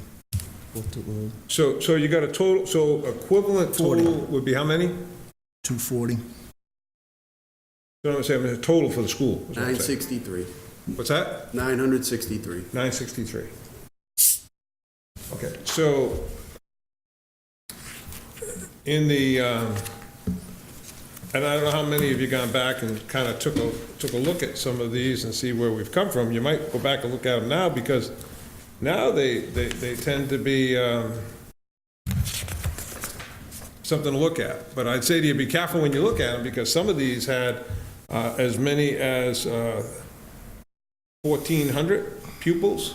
And would that be pre-K to 2 or pre-K to 3? Pre-K to 3. Right. They want some of those options. This is a pre-K to 2 option. So Well, I know, we made it smaller, but we made the numbers bigger, is what I'm saying. So we're getting less now, okay, than this report. So I'm saying, when you look at this report, you think that what this was getting us and the amount that it was going to, the amount of students it was going to serve. And now where we are, we're still going to deal with those other students. And now, and yet these costs here are substantially lower. And I'm not saying that these are better numbers than the other numbers. I'm just saying is, when you look at, or you try to understand the frustration that someone like myself has, or someone else, it's because this is what we've been dealing with. We've been coming from, you know, and you were involved in the very beginning, right? Correct. Yep. Yeah. In that very beginning, that was back when they were saying 15 million to put it back on the line. So, We're pretty far away Yep. from that right now. so actually, I was going to actually ask Gene if you could address that, because Shane and Daedalus weren't on board at that point, Larry. We as the school committee went through RDA to do an initial assessment of the building because of the working relationship we had with them when they did the other schools' roofs, when we did that project. So I don't know if, Gene, you want to, if you can, speak to that. I know it was 3 years ago. I'm happy to speak to it. It won't be in detail, Larry, because I haven't looked at that report in a while. So I know there's gonna be differences in scope, and based on the educational visioning that happened. The 2-year of escalation is still valid, because if you pick whatever number we have today counts 2 more years of escalation, because they both went to like the start of construction or midpoint of construction, whatever it was at the time. Okay, Go ahead. if I could, Pat, you had your hand up? I lost my train of Sorry, it's thought. been a while. Okay, I'll come back to you. Michael? So it's not that I don't want to answer the question, I just want to do it I want to dive into that and answer it precisely. I apologize, Gene. I thought you were done. I'm very sorry. I didn't That's mean all to right. step on you. Michael? Maybe something that could help is if maybe Gene or Shane could just describe the process, tonight moving forward. Just, I think, part of the discussion about this cost and the specific relative to the A3 option, I think, I think might get cleared up if, that focus might get cleared up if we sort of talk about the process moving forward and what the impact is of a decision that we make. Well, the process of getting to the end of the PSR, and, yeah, so at this point, I think, we presented the options, we've got the cost estimates, we presented that tonight. Unless there's any specific other information you guys need, we feel at this point, with all the matrices and the categories where we've ranked the different options, that we've given you all the information that we have to bring it to this level. We have the cost. So the next step will be for the committee to pick an option which they think is a preferred schematic, which they would like to bring forward to MSBA. Once that decision is made, Gene and his team have to progress that option forward a little bit more before we submit the PSR. So he needs about 2 weeks to do that. We would then gather all that information, the PSR, submit it to MSBA by their deadline based on their board schedule. They review that. The MSBA has a committee called the Facilities Assessment Subcommittee. So we would go in and meet them at MSBA. They would have questions about the educational program, the different options we looked at, why we chose one, why we didn't choose another, and just it gives us a chance to present why we chose that particular option. Based on that, if they feel that it's an acceptable offer, option, they will recommend that up to the board for approval. And so then I'm sorry. Good. So then once the MSBA board makes that decision that this is an acceptable, whatever we choose is an acceptable option, then that comes.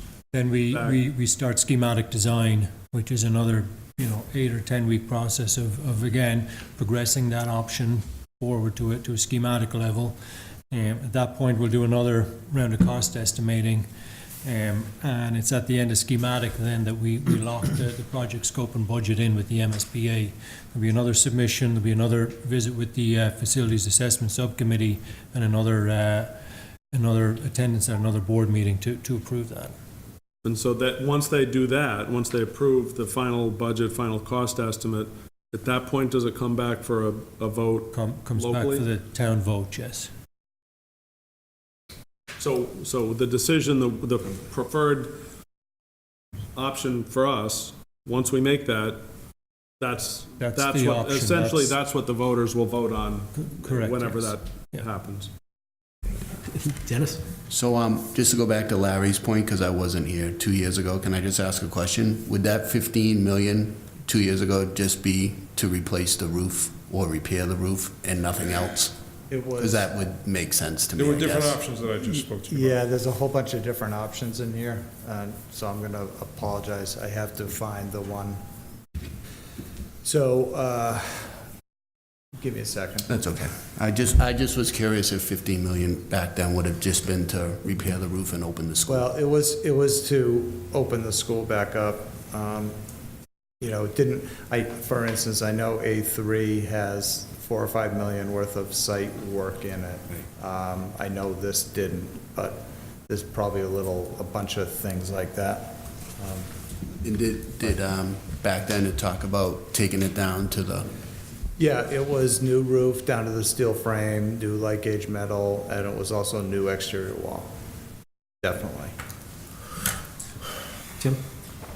Yeah, just, again, I got questions from the discussion, so. Repairs. This might be a question for Dennis more than Shane, or maybe you guys can do that. Reconciliations that we. Could you speak up just a little more, Tim? Yeah, you can do a reconciliation. Thank you. I heard 963 students, I heard 820 students. Is that the difference of the third grade moving out in this option here? Because you said 720 plus 100. Yeah. And I heard 960 and then 240. Like it's actually- I'm confused on that. I think 960 was if it was, I 15 think it kids was per a section. mix-up, because that was if it had the third grade in it. So it is a I'm two. sorry, there's other conversations I can't hear. The 960, I think, was probably a mistake. That was if third grade was in the building, so it's 740 pre-K2. No, it's 820 pre-K too.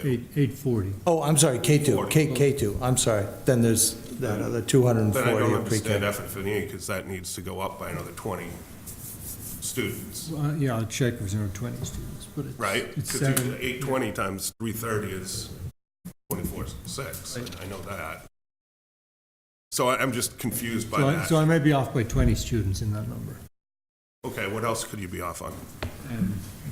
Pretty- Could you tell me everything you could be off on, like the big number we just I got don't think tonight? I'm off on they anything else. Put in front of us? Okay, sorry. Then the second thing, that you had said something about, well, if people need follow-up, we're certainly willing to do it. I've heard a lot of people ask for different follow-up on these things tonight. Are we gonna get them before we vote, or are we going to just vote blind on other things that you could have been off on? Well, I think the only thing that they've been asked is John had asked for the estimates. I asked for a reconciliation between this number and the number I got 2 weeks ago. I want to do that tonight. So we'll give you what we had, where we came up with the original number and where we come up with this. And so, is it your recommendation we vote blind tonight, or we get further information? Well, these are the numbers. Is that right? Yeah, I mean, I don't think these numbers are going to change. We can continue to discuss why the number went up. But you know, this is the number that we feel is the correct number at this point of the process. Okay. But just, the problem with that, Shane, is that they did go up, but it really drives us backwards towards relooking at a renovation that, because 2 weeks ago, had we known this, we would have said, nah, A3 doesn't work, we're going to go in this direction. So, Pat, go ahead.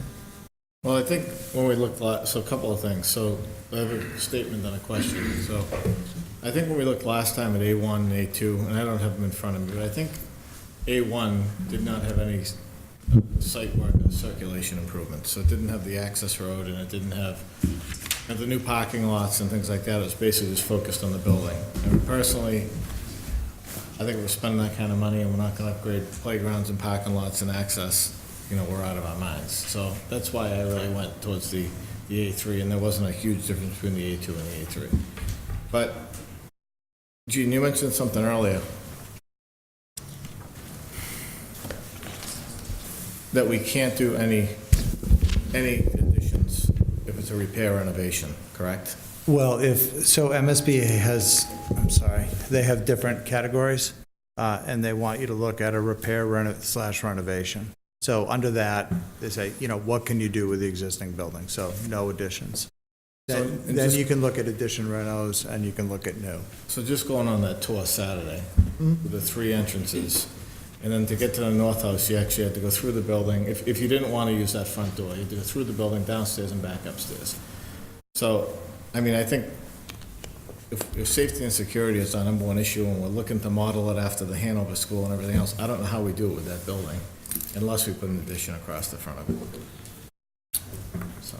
And that's a very good point, Pat, because it means that, you know, are we rolling backwards and restarting and taking a totally different look at it?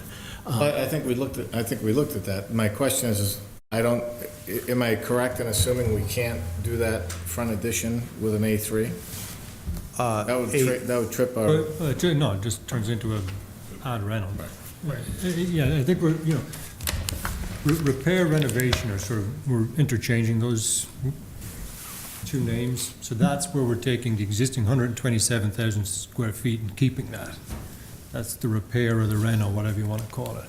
If you add any addition to it, that's then a repair addition, which is the B1 or B2, or any other choose. Lisa? Just kind of like what Pat was saying, when we did the tour on the school on Saturday, and I have taught in that building for many years, we looked at the A3 option, and you still have 3 separate entrances. You still have a very difficult situation where the preschool's in 3 different locations.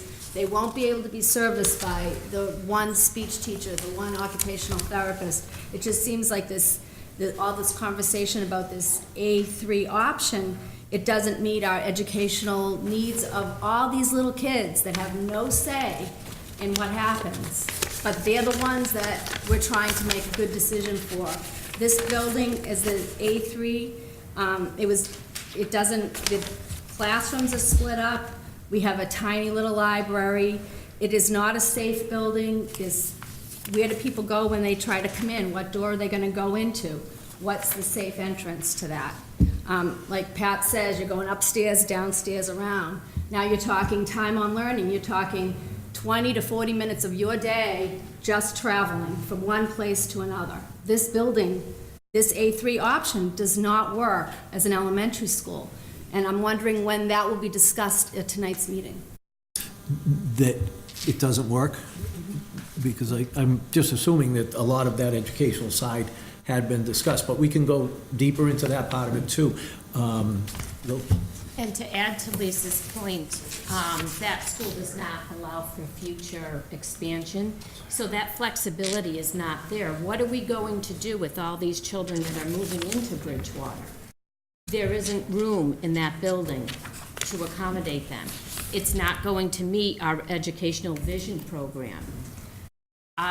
Way back when we did have the fourth grade over at our building also, the music and art department were on carts going into the classroom, so they didn't have a room. So a lot of this is not meeting the educational program. It's not meeting the two of the three criteria that has been set forth, even from the results of the survey. So I'm concerned about that. I know it will resolve the roof issue, the air quality, and it does, you could do some site congestion, but to what degree? Okay, so I'm just going to go back and say, maybe we need to just strip this thing back, because my understanding when we walked out of here at the last meeting was that we were in concert that A3 was the best renovation in all phases, was the best renovation option, and C6 was the best new school option in all phases and areas. Are we saying now that that's not the case and A3 doesn't work from an educational standpoint? We've said that right along. Jean, in our challenges back, even on page 5, it's right there, what the challenges are. So that has been presented to us all along.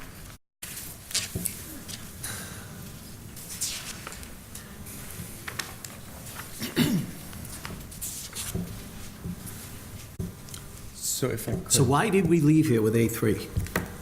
Because we needed a renovation. We just needed one renovation. We need to bring forward a MSBA. renovation. We had to.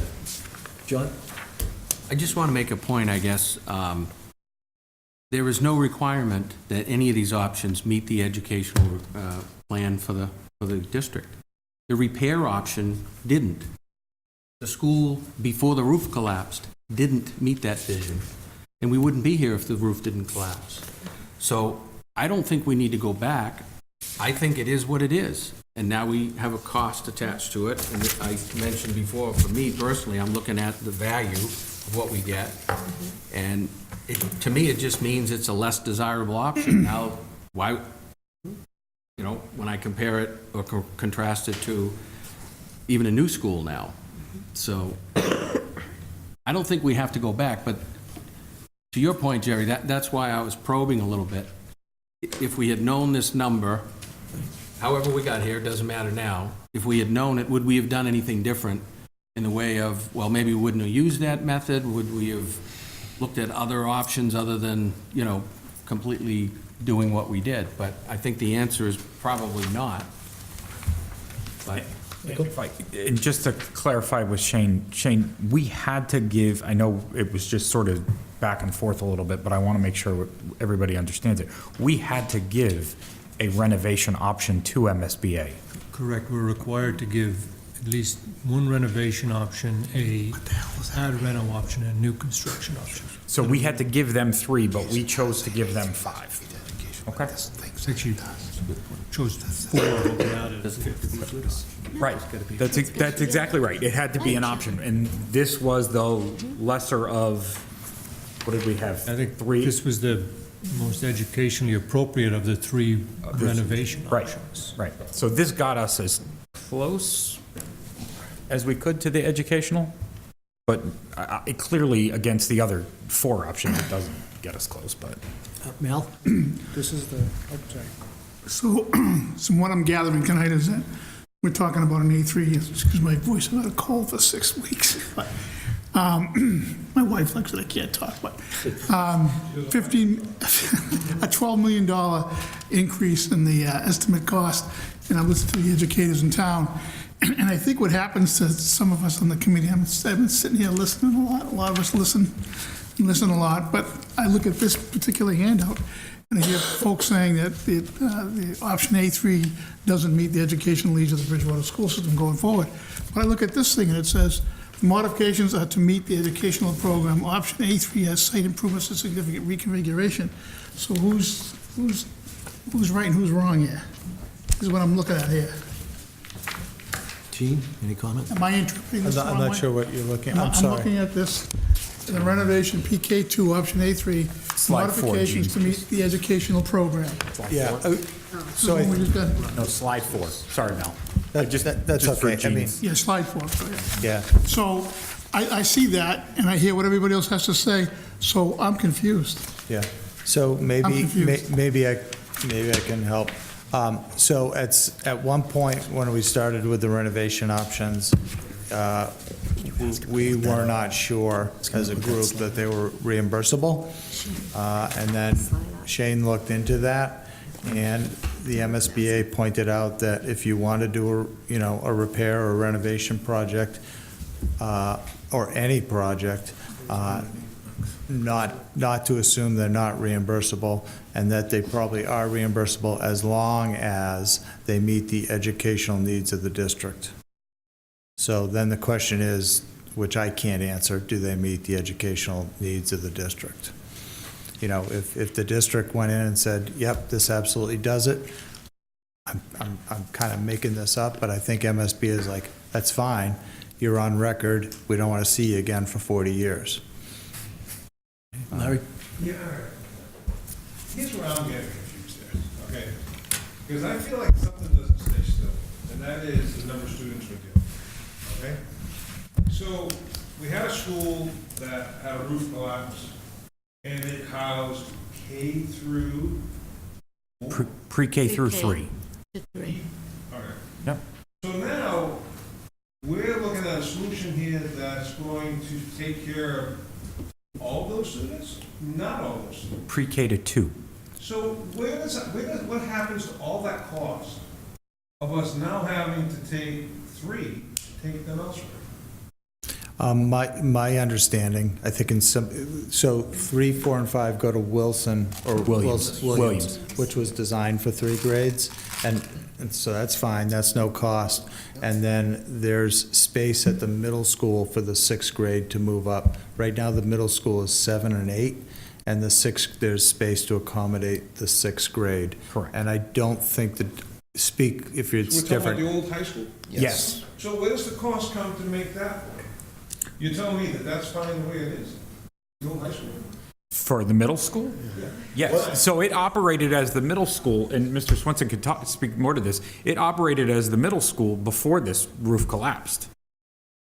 So we moved the 8th graders went to the high school, when the roof collapsed, the 8th graders moved to the high school, the 7th graders we moved down to Williams, and we moved K to 3 to what you know as the old high school, and pre-K went over to the Rainham Middle School because of space.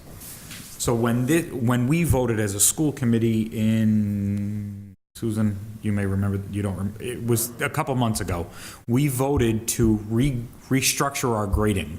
So the Mitchell School will be pre-K to 2, Williams will be 3, 4, 5, The middle school, old high school, will be 6, 7, and 8, and then the high school will remain the 4 grades.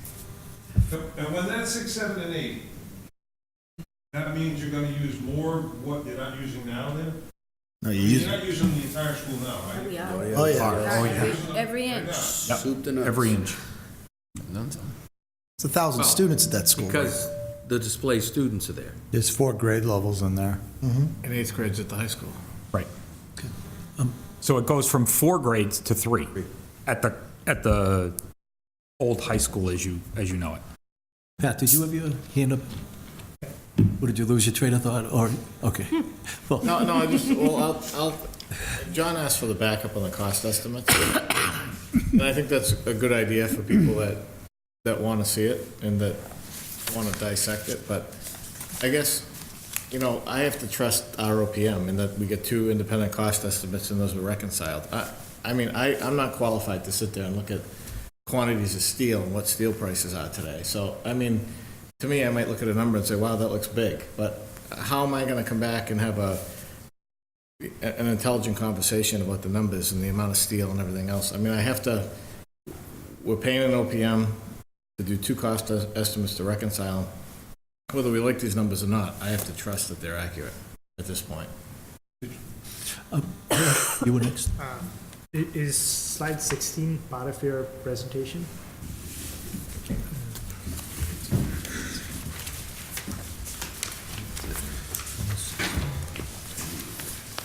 Yes, that's just another slide that we showed at one of the recent public forums, just to show what the estimated I was impact on wondering if taxes you would could be. just walk me through what it means to have,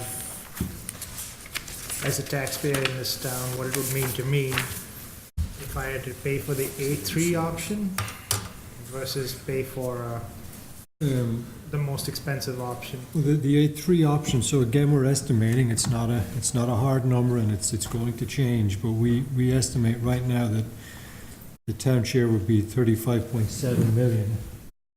So a little, somewhere between the 36 and 40 number. So the cost of the average house would be, Perhaps between 34 and 36. what did I say, 36 and... It's 35.7. 35.7. So, okay, round numbers, go to 34 and 36. 36. So somewhere between 350 and 375 on an average priced house in town. So that's so that 375 is $375 in addition to what I'm paying per year. I believe so, Mike, is that correct? Average, Yeah. okay. So these if I could, sorry, these numbers we presented at the last public meetings, the last 2 public meetings, and we got these from Mr. Dutton in the tax assessor's office. So I want to make sure that Shane's answering them, but I also want to make sure that Mr. Dutton has the opportunity to address them as well. So, Tim?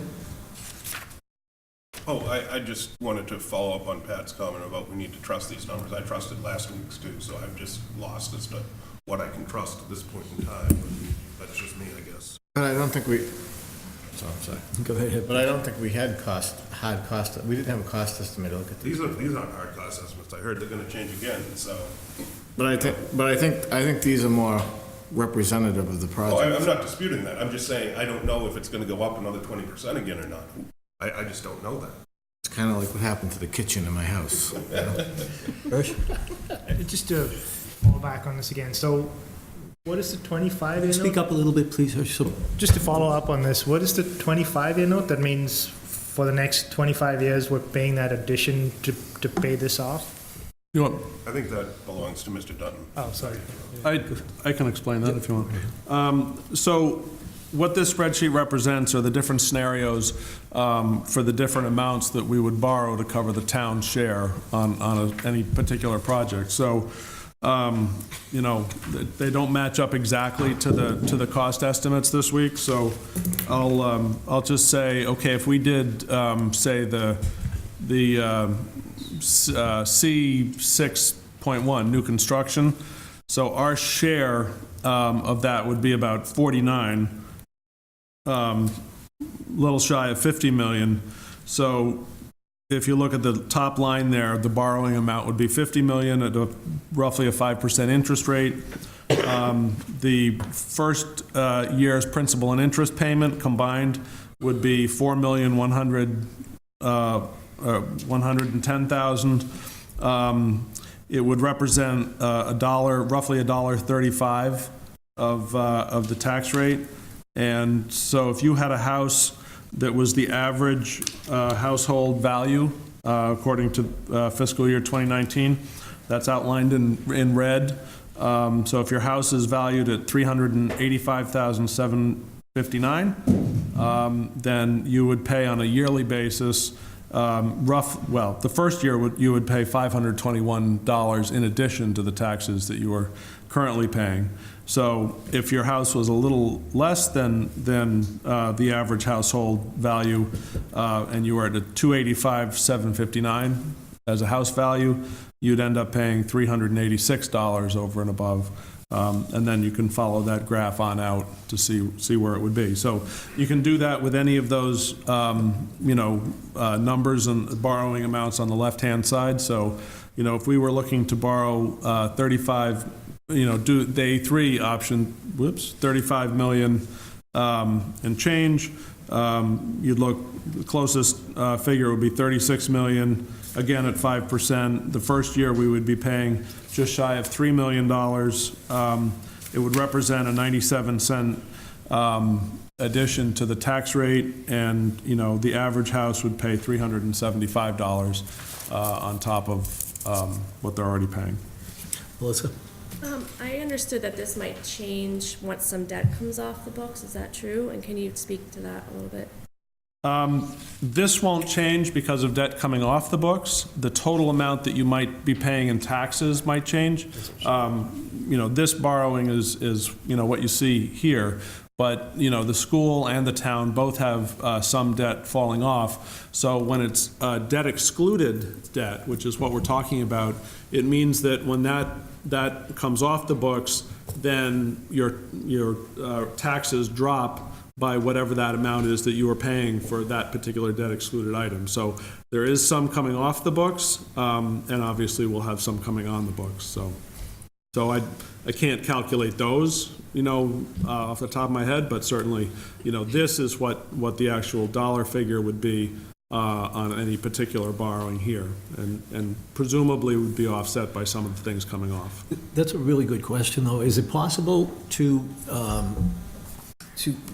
get a spreadsheet that shows, all right, this comes off here, and how the numbers look? We presented that at the public forums, all 6 of them. Yeah, and then get them out to the committee members? It's been out. The committee has that. Yep. Okay, perfect.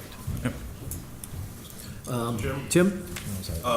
Just to follow up on that point from you, Mr. Dutton and his team have been working pretty hard on a capital plan and projects for the town for the next few years. So there are very specific things where they've outlined, we're going to need a debt exclusion for this, we might need a different type of vote for this, et cetera, in the whole schematic. So I'd ask you to forward that to everybody, too. Well, I guess I didn't say it correctly, but I was looking for those not just what was projections. coming off, but other things that we Right, see going like into future the projections that you know of. I know there's discussion of roadways and a fire station, I think on the west side. So that's what I'm looking for, is if, just for a number's sake, a conceptual number, to steal your word, Shane, but something that would show where you are right now and what you when we might, as a project. town, Exactly. be going into asking to do something. Yeah, and it'll be raw, but at least it will kind of fill in some more blanks. Yeah, and then just to follow up again with this sheet with Mr. Dutton. So you said first year in all of these. Does that decline over time? In municipal borrowings, the amounts can tend to decline. It depends on the time that you're borrowing, and it depends on how much you're borrowing. It will decline. It won't decline significantly over time, but it may decline a little bit year to year. So Only if your base goes up, right? Won't it be only if your base goes up that you're dividing it over? Oh, no, it's the actual bond. So the actual payment, you'll pay, if you borrowed 50 million, you'd be paying 4,110,000. That may go down to 4,009,000, so there's slight variations, but it's not huge, until you get to the very end, and then there tends to be a drop. And then if we had a better interest rate environment, we could refinance or refund, as they say, and lower that payment somewhat more. But basically, what this is saying, to somebody who didn't want to do the math, is whatever we're borrowing, we're going to pay back as a town basically twice what we borrow over 25 years. Roughly. Yeah. Michael? Yeah, Mrs. Holbrook just handed me the presentation that we did on the 10th. For everybody's knowledge, it's slide 17.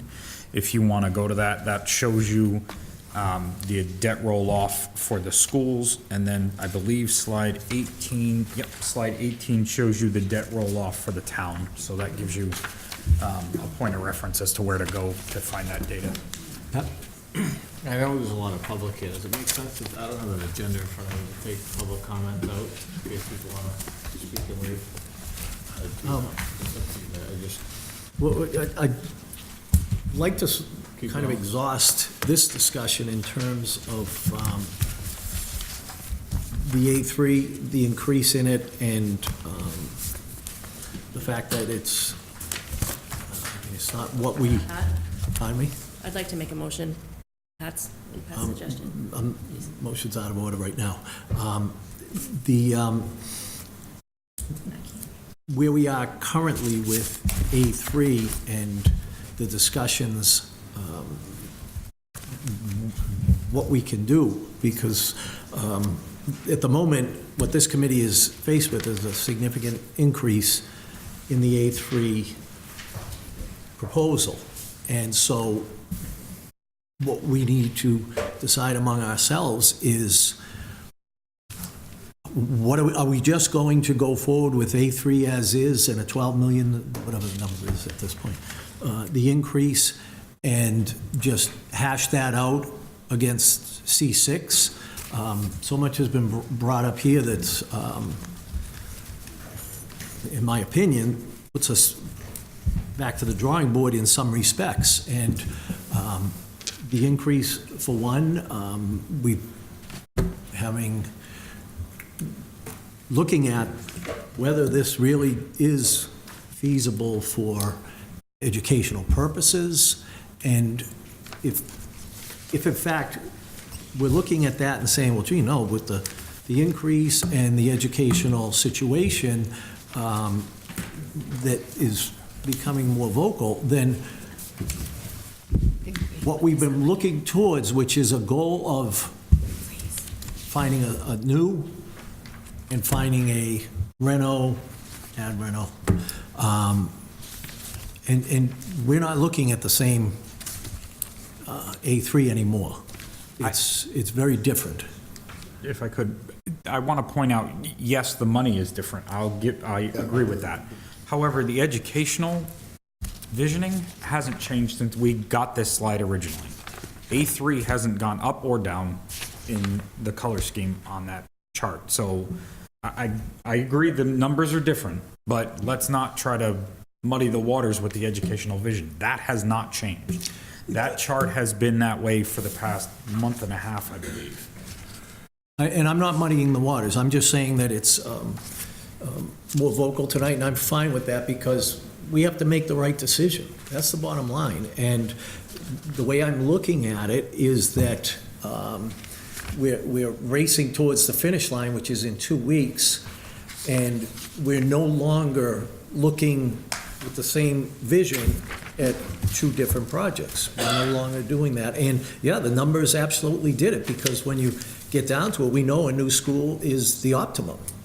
But we also have the concerns to address of, can we get a vote that will provide what we recommend to the townspeople?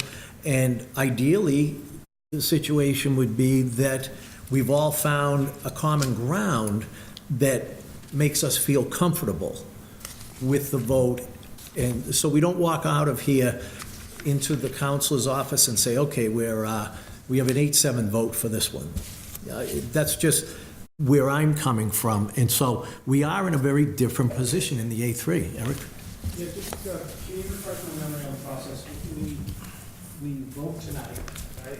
If we don't get the town vote in October, we start over. So, well, you don't need to vote tonight. We would like a vote to I'm stay sorry, on just schedule. Yeah. play it out. We vote tonight. So there's 5 options on the table. Yep. So at some point, we either need to vote on one of them, or we need to go back and look at something else. But at some point, this committee needs to choose one option to bring forward to the MSBA. That option will be the option that hopefully MSBA approves to go to schematic design.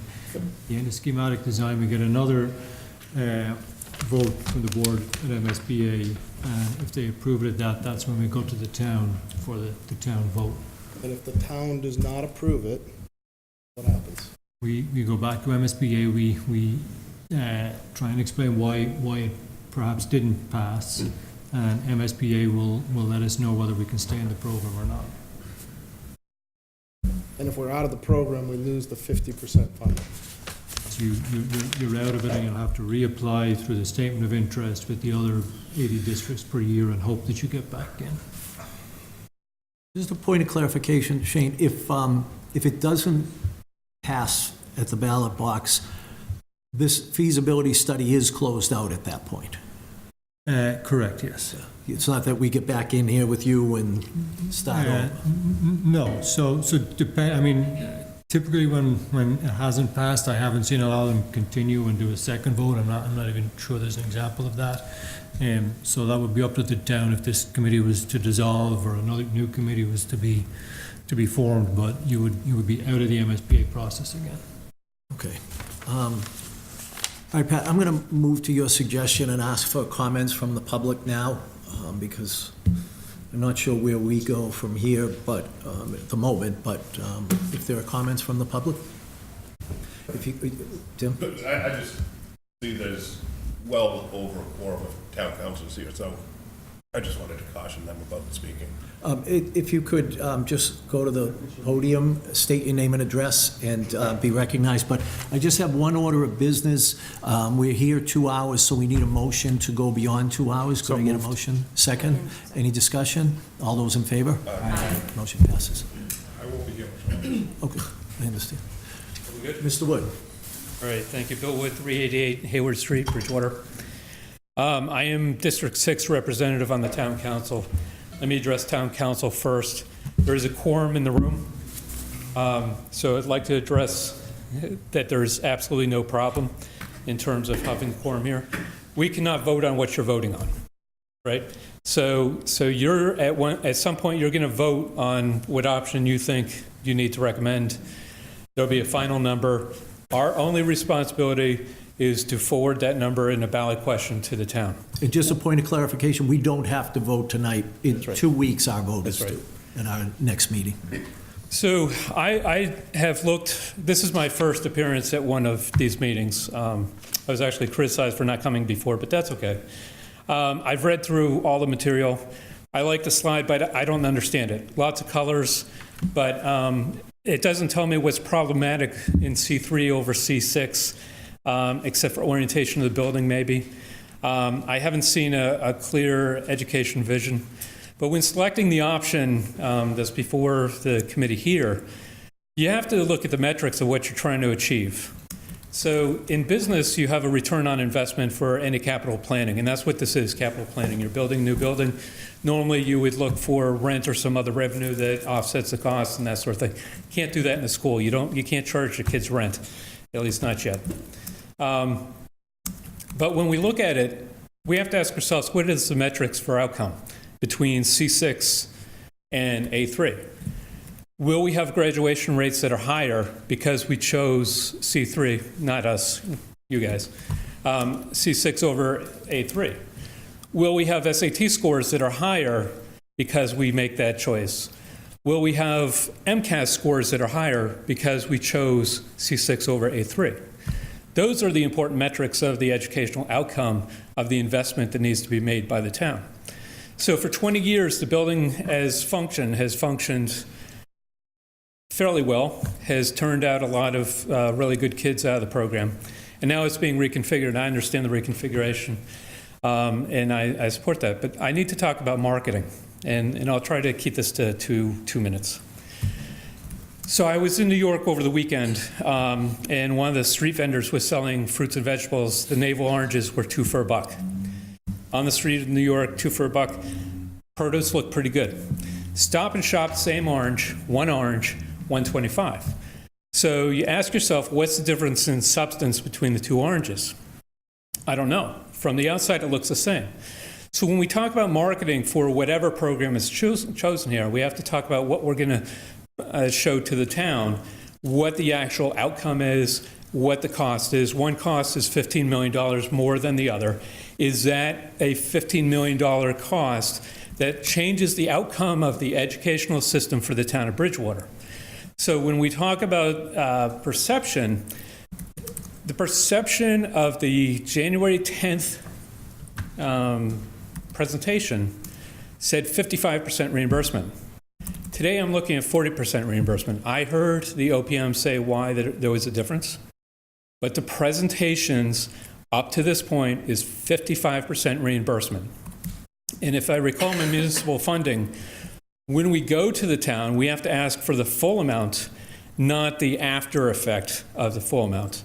So we have to ask for the top end of the school. So what you need to do in the marketing sense is say, what is going to be the reimbursement? What is going to be the added value for $15 million that the school system didn't see over the last 20 years out of the building? So I had actually asked a few people that I thought the A3 option was the best option from my point of view. Again, we don't get to choose that. But from a marketing point of view for the success of the program, I think it needs to be made clear to everyone who's going to vote what the additional $15 million, or whatever the final cost is going to get us in the educational system. Because for reading through the material, it's not clear to me what that outcome is for the additional $15 million. And so for some voters in this town, this is a lifetime commitment for that additional, what was it, $521. It's not, the state does a really good job if you want to read about Proposition 2.5. Debt exclusion is part of 2.5. It's not an operational override, it's a debt exclusion. It has to go before the town. For many people in this town, it is a lifetime commitment of raising their taxes by that much. So we need to be clear about the value of one program over the other. And I hope you take that into consideration. Thanks. Thank you. Mr. Columbotus? I'm Peter Columbotus, 15 Plymouth Street. I'm speaking as a private citizen. Mr. Wood rightly talks about outcomes. There is, while the educational outcome is probably the most important that we should be looking at, there's another outcome of the performance of the building itself, and not as it affects programming, but operating costs. I'm wondering if life cycle costs, more specifically annual operating costs with energy, are available anywhere. Do we have, would C6 be cheaper to operate year to year than A3? And if so, by how much? Yeah, we haven't gotten to that level of design yet where we're able to do any type of modeling. Do we have an annual, what's the gross cost for operation in terms of energy for a building like that? Do you have a ballpark? I have no idea. All right. No one has anyone? No one here? John? Well, I could offer that the C6 option is less square foot than the A3 option. So just by virtue of that, it will be cheaper. More efficient use of the educational goal. Yep. My sister lives in Western Maine in a house that she built 20 years ago, and it's nothing fancy, but she's got a lot of windows on the south. She saves a lot of money in heating that building, and I assume, C6 has that southern orientation, right? I assume lighting costs and heating costs would be lower there. We don't know what energy costs are going to go, so I think that's another outcome that we should consider. Thanks. Yeah, we will, right? I mean, I shouldn't. It's just too early. I'm all set. Yeah. Hi, Carlton Hunt, 80 Austin Street. I chair the Energy Committee in town. To Pete's point, I've already met with the committee and the components that are working on this.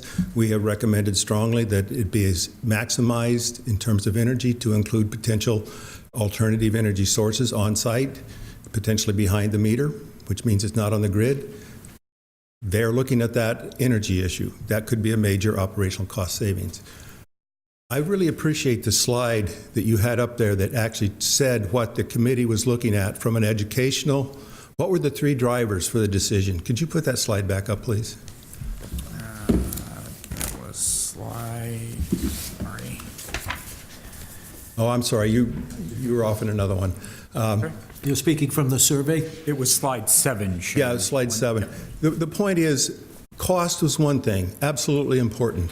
Understanding how the costs are derived, that's very important. Order of magnitude means somewhere between $10 million and $1 billion. 10 to 100 to $1 billion. That's an order of magnitude estimate. We're much closer than order of magnitude in this case. Having done this kind of thing for a long time, I find it interesting that someone would ask, what do you mean by order of magnitude? It's the best estimate based on what you know when you know what you know. As you develop more information, you get better and tighter estimates. I think the reconciliation process is fantastic because the spec list that you have, everybody agrees to the spec list. Thank you. The costing of that spec list is a slightly different part, but if everybody agrees to this is the material that goes into the building, then you can work from common ground. That's really important to understand. It's not the same thing as me going out to have my car repaired, and I don't know what is with it, and I take it to 2 mechanics and get 2 different estimates. It's not the same thing. But the purpose, the goals, flexibility and adaptability. Some of those options provide maximum flexibility going into 50 years from now. Safety and security, huge issue in this country. Single entrance, monitored entrance, not 3 entrances. Doors that don't open, that lock down. Very important part of this thing. So though the committee's got the right order, and then the total cost of the project. And so if I had the choice, I would say flexibility, educational, and safety and security are the major drivers of where we're going with this school. We don't need an event here in Bridgewater, such as other schools have horribly seen. So I look for you guys to be looking out for the kids. Yes, the budget's important, the cost is important, but more important is the future education, and to somebody's point, the long-term educational outcomes. Bill Wood talked to it. We don't start the kids out right now, we're not going to get better in high school. You got to start soon, and you have to start hard in terms of giving the right education to the kids of the future. My grandkids don't go here, but I hope the schools they go to will meet what those goals are. Thank you.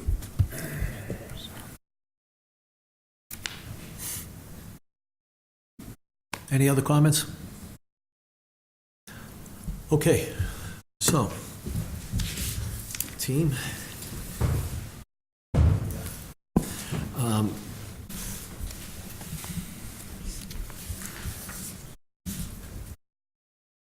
We have some decisions to make, and I think certainly Does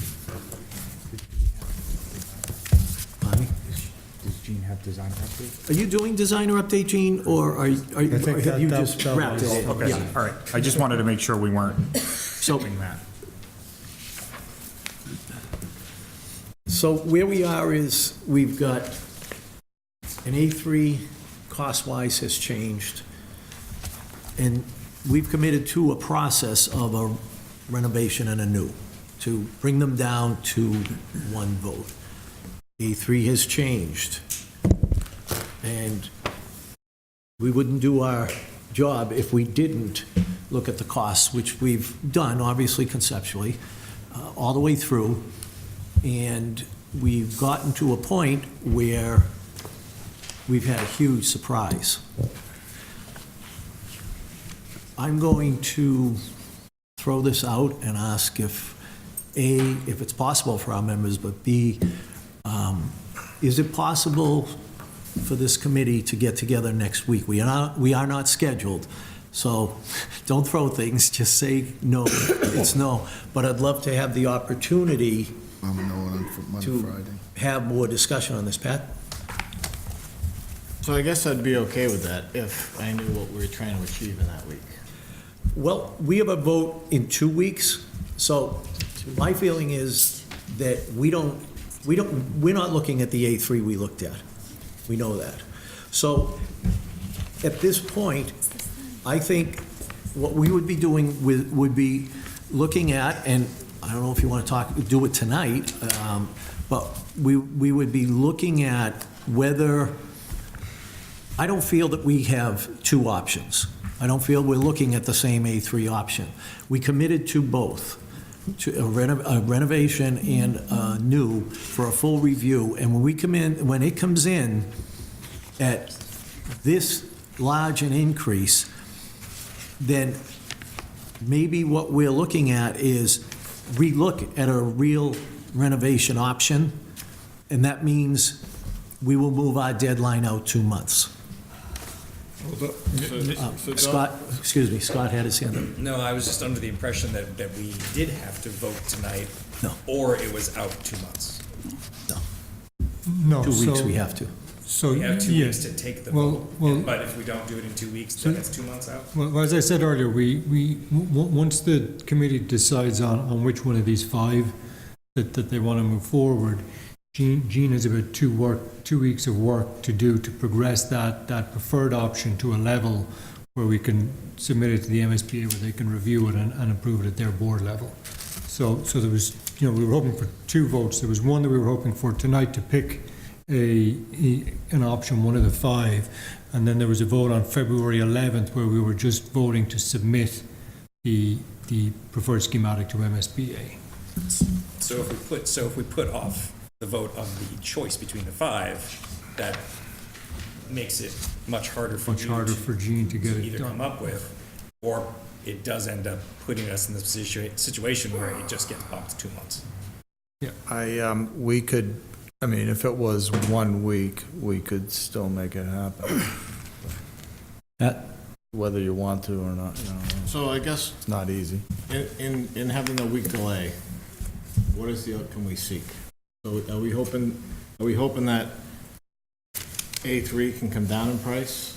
Are we hoping that B1 and B2, the 4 renovations and additions will come down? What is going to change, basically, that's in front of me now in the next week? You asking my opinion? I'm just trying to... Just for my purposes, I find it unacceptable that A3 came in at these numbers so high, and for the reasons that the roof is coming off, the skin is coming off. We knew that all along. There's absolutely no reason that those items weren't addressed prior and the numbers elevated, because that was a known factor. So we know that. So what do we hope happens in the next week? Do you folks think that this number is off 10% or 5%? That, yeah, I mean, because the number is what it is. You know what I mean? It's higher than we thought. A3 is still A3. The number's higher than we thought. I understand that people are upset, but what's going to happen in the next week?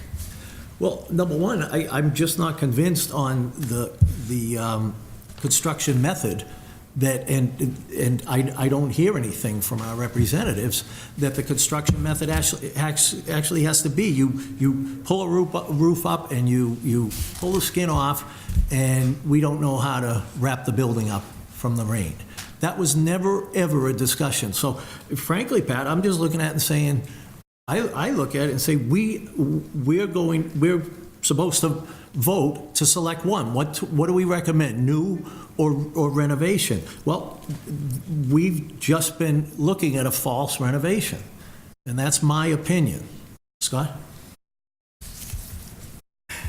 I get, I don't know if this is a question or comment. I get the fact that we are stuck on this price difference between the two estimates of A3. We have spent a solid, 2 minutes between Lisa and Melissa and Pat talking about the differences between these schools and how it affects education and flexibility, the things that the survey proves people are more interested in talking about.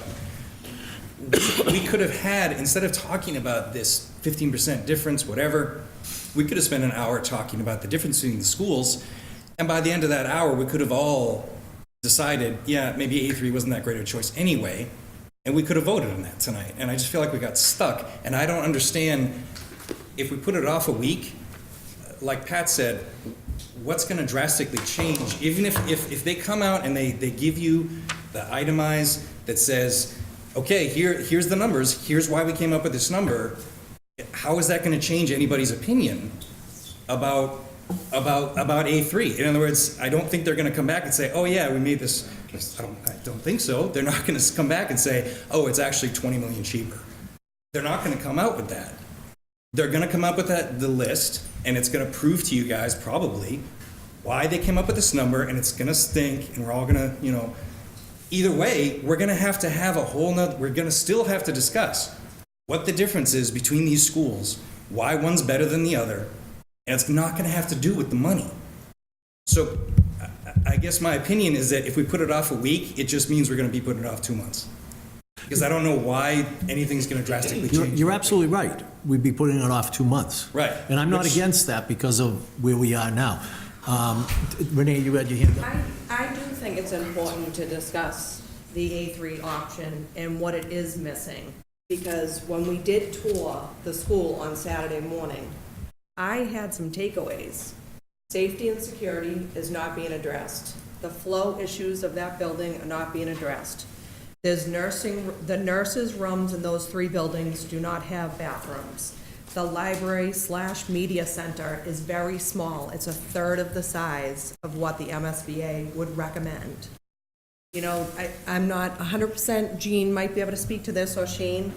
It was discussed that if we just do the renovation option, there will be 4 kindergarten classrooms that will not have bathrooms. Correct. The pre-K program is spread through 3 buildings. Special ed services, it's going to be difficult to flow to those. They're not all linked together. So there's going to be a lot of time spent due to those flow issues not being addressed. A lot of time wasted traveling from the central all the way to the north. I just think that we do need to spend time talking about what A3 is missing. And is it worth a little bit of money that you are saving? Absolutely, this is a great point. And does that 12 million give us something better in a different renovation look?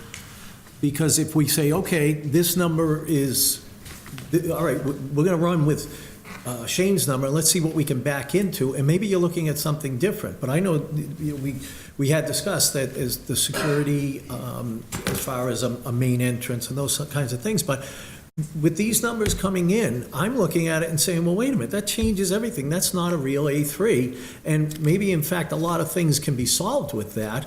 And if we look at this, if we spend the extra, and I'm not sure it would take 2 months. Certainly it would take 2 months to get on MSBA's agenda for their meeting. However, I'm not sure it would take 2 months, but certainly we'd be looking at something different if, in fact, this is what they're talking about. And I really would like to know the method of construction, and frankly, I'd like to see a peer review done. Because at this point, we're talking about a significant amount of money and something that changed at the last minute on us. So that's just my opinion. Michael, you were next. Yeah, I'm not okay with waiting 2 months. We've been at this for over a year now. To Pat and Scott's point, nothing will change. The number is the number is the number. We've been told from the get-go that those numbers were not solid numbers. I get that there's an increase. I get it. I saw them. I don't like them either. But they are what they are. It's not going to change today to next Monday. So I'm at a loss for what a week will gain us other than potentially putting us out 2 more months with MSBA. I just don't see a value in it. Okay. I'm just going to go to Eric because, Scott, you and Pat had spoken. And then we'll come back. Just, and I think probably if you polled most people in this room, we'd all say, if money wasn't the object, we'd go with the new school. But I sit on the finance committee, and I understand the town's finances probably a little bit better than most people in this room.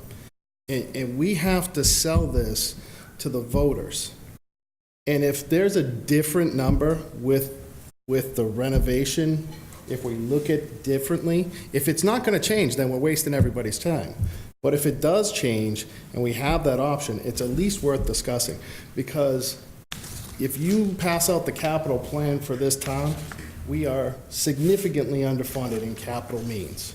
And that's going to be a conversation around budget time, as well as the school. And if, again, money weren't the object, I would vote for it tonight. But we got to sell this to the voters, and I don't know that $82 million gets it sold to the voters. And that's just where I'm coming from. So if there is maybe another option that we should explore, I guess I see it a little bit differently, and probably in the minority here. Okay, Pat, you next, and then Scott. So, I guess two questions. The first one is what, if we are to delay a week, what are you tasking Dana? Well, forget the week. You just put the week aside. That was just... But I want to, if we're going to delay, what task are we giving them, and what's an acceptable result? Well, just forget the week. We can go to a vote tonight. I've just made my point. Well, I've made my point as far as giving a true renovation review, and where it comes down, it comes down, but just forget the week. I'm not saying I'm against the week. I don't want to sit through another 2-hour meeting and have the same numbers in front of me. Well, in that time, certainly, I want to know what the methods of construction are that you can't keep a building tight while you're doing it. We don't have any of that information before us tonight. So we have no method of construction, but I just don't get it.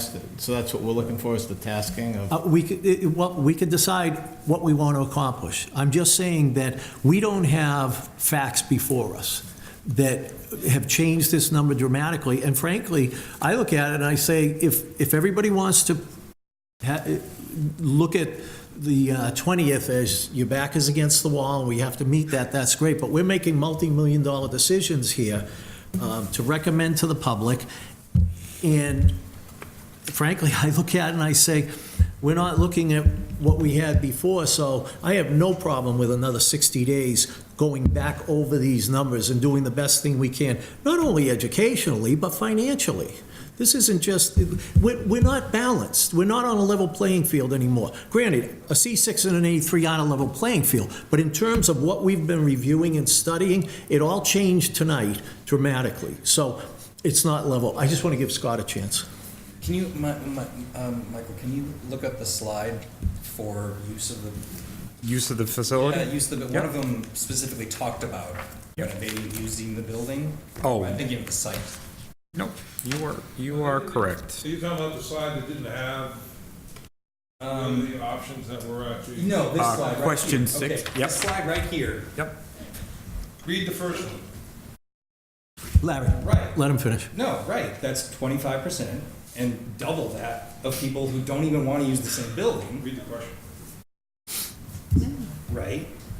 But I'm talking about, because Eric was talking about optics and selling this to the public. To me, obviously the cost is going to matter to the public. There are plenty of people who probably will say they don't want to get anything done because they don't want to see their taxes raised at all. That's going to happen. And there's going to be people who are going to say, I don't like those numbers. But how many people are going to say, why in the world are you renovating that school when we want to see it torn down, according to these numbers? But beyond that, when it comes to safety and security, the 3 entrances versus having a new school with 1 secure entrance, how many people in the general public, when you say, yeah, we decided to go with the less secure version of our different options, we had 5 options. The one option with the least security, the 3 entrances, that's what we decided to go with. How many people in the public who are scared of security and issues, according to the survey, plenty of them, are going to say, why in the world would you choose that as the option that we have been out with? Well, I will just say, and Paul and Derek can attest that I've been an enormous proponent of security, and I probably drive them crazy. But certainly, we never dug down deep in this because it's beyond my ability to believe that any of us would not provide that security. A lot of this stuff, Shane's words to me, is conceptual. Conceptual isn't definitive, which as we move down the road, those things would become part of this process. But if I may, we know we can't change the layout with just a renovation, and we're obviously not going to block two of the entrances and have everybody come through the middle. No matter what, we're stuck with that. Now, we knew from the get-go that we had to supply a renovation as part of the submittal. But we also have known since the beginning that that was never a great option, knowing the things that have changed in the past 20 years in education. We've always known that. We've always said, yeah, we had to look at a renovation. We had to see how much it cost. To me, I'm baffled why seeing that it costs more than we thought makes us say, oh, maybe we should rethink now doing the renovation, when in fact I would think, no, shouldn't that make us less likely, even more, to want the A3? And if, like it's been said before, if the numbers, even if the numbers changed, I don't know why I guess I just don't still know why we're talking about A3. I just don't get it. I don't understand why we need to put it out and put this process out 2 more months to talk about a building that we know, at the very least from the security standpoint, stinks. Well, you could also make changes in those 2 months as well, but you're just not looking at the same thing. But they're not going to change security. Okay, yeah. It's not going to change Pat, you were next, and then Michael, then Hirsch. All right, so let's say, playing devil's advocate, let's say we do, you want to delay 2 months, right? So are we really looking, if we look at A3 now, are you looking at taking away from that? Are you looking to expand upon it? Because if I look at B1 and B2, those are more comprehensive renovations. Anything else would be taken away from A1. A3. So what's your question? So my question is what other type of renovation should we look at? Well, I don't have an answer for you tonight, Pat. It's just this question of, we've come this far, we don't have accurate, we are told we need $12 million. Now, if you're fine with just spending the other $12 million because our consultants say we need it, without any benefit of method of construction, we're just being told the roof is coming off, skin's coming off, we can't keep it tight. So the bottom line is, it's a change. But listen, we can go to a vote tonight and everybody can vote what they believe. I just don't think that coming in at the 11th hour with a $12 million increase on the renovation allows us to have given it, we've been talking about this, we've been in favor of it, but I don't have to beat a dead horse, I've told you, okay? So you can do devil's advocate, Pat, but I've said what I think, and I want to get other people in. Let me just finish, I want to look at some other people in. I'm just trying to figure out, like, where do you see the renovation going? Because we have a renovation option in front of us that... Listen, I don't have a crystal ball. All I'm saying is, we have this, we don't have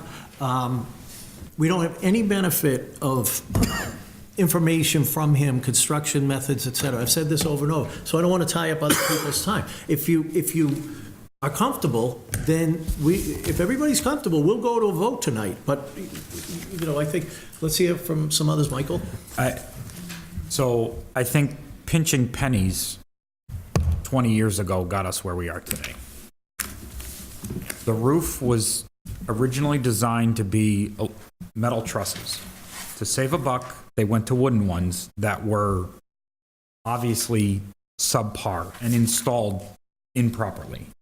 So to pinch, I think in 20 years, another group will be sitting in this very room saying the same things we did when we got here. How did we allow this to happen? So I'm dumbfounded that we would spend so much time talking about the finances of it and not talking about, to Melissa's point, the safety, the security, the educational mission, what is in the building versus, and Renee brought this up as well, we're spending way too much time talking about the dollar versus what that dollar gets us. So there's a couple of things I want to say. So what that dollar gets us and how many dollars we're spending, we're not actually spending anything right now. We've been told by our OPM and our architect, means and methods have, caused a significant increase in the price. I respect the OPM, I respect the architect. I come from a contractor background. I believe the contractor understands means and methods, so maybe they could go back and take a second look at that, and maybe we do shake out, I don't know, half of what that increase is. Maybe it does work out. But that brings me back to Pat's point. Okay, then what? We spent, I think, the last 4 weeks maybe looking at 204 line items. If you could bring that slide back up with the 8 or 9 options with construction and... That's the matrix, Shane. Harsh, do you have the date that was given? Because that's something December 29th, 2018. Okay, and so that there is to Councilman Wood's point, that... Just going to get to that. 1 second, so, sorry. No, that's all right. Looking for this, Shane? You and I are on the same page. I don't have that. Yeah, that's fine. If you have the matrix, that's even more helpful. The cost matrix? This matrix? Oh, no, I don't have that. That's fine. Well, my point is, some of the members of the community just expressed, how do you come up with this? We spent 4 to 6 weeks, maybe, depending on what date it is right now. I've lost track of time. But we've gone through 204 line items explaining how we got to that. And, even if we were to go back and reassess means and methods and come up with a better way of doing it, I'm still back to our old study that we did over here, and when we went through this study, I think it became apparent to us that a visit to the Hanover School would be extremely beneficial to visualize what these 204 line items actually mean to us.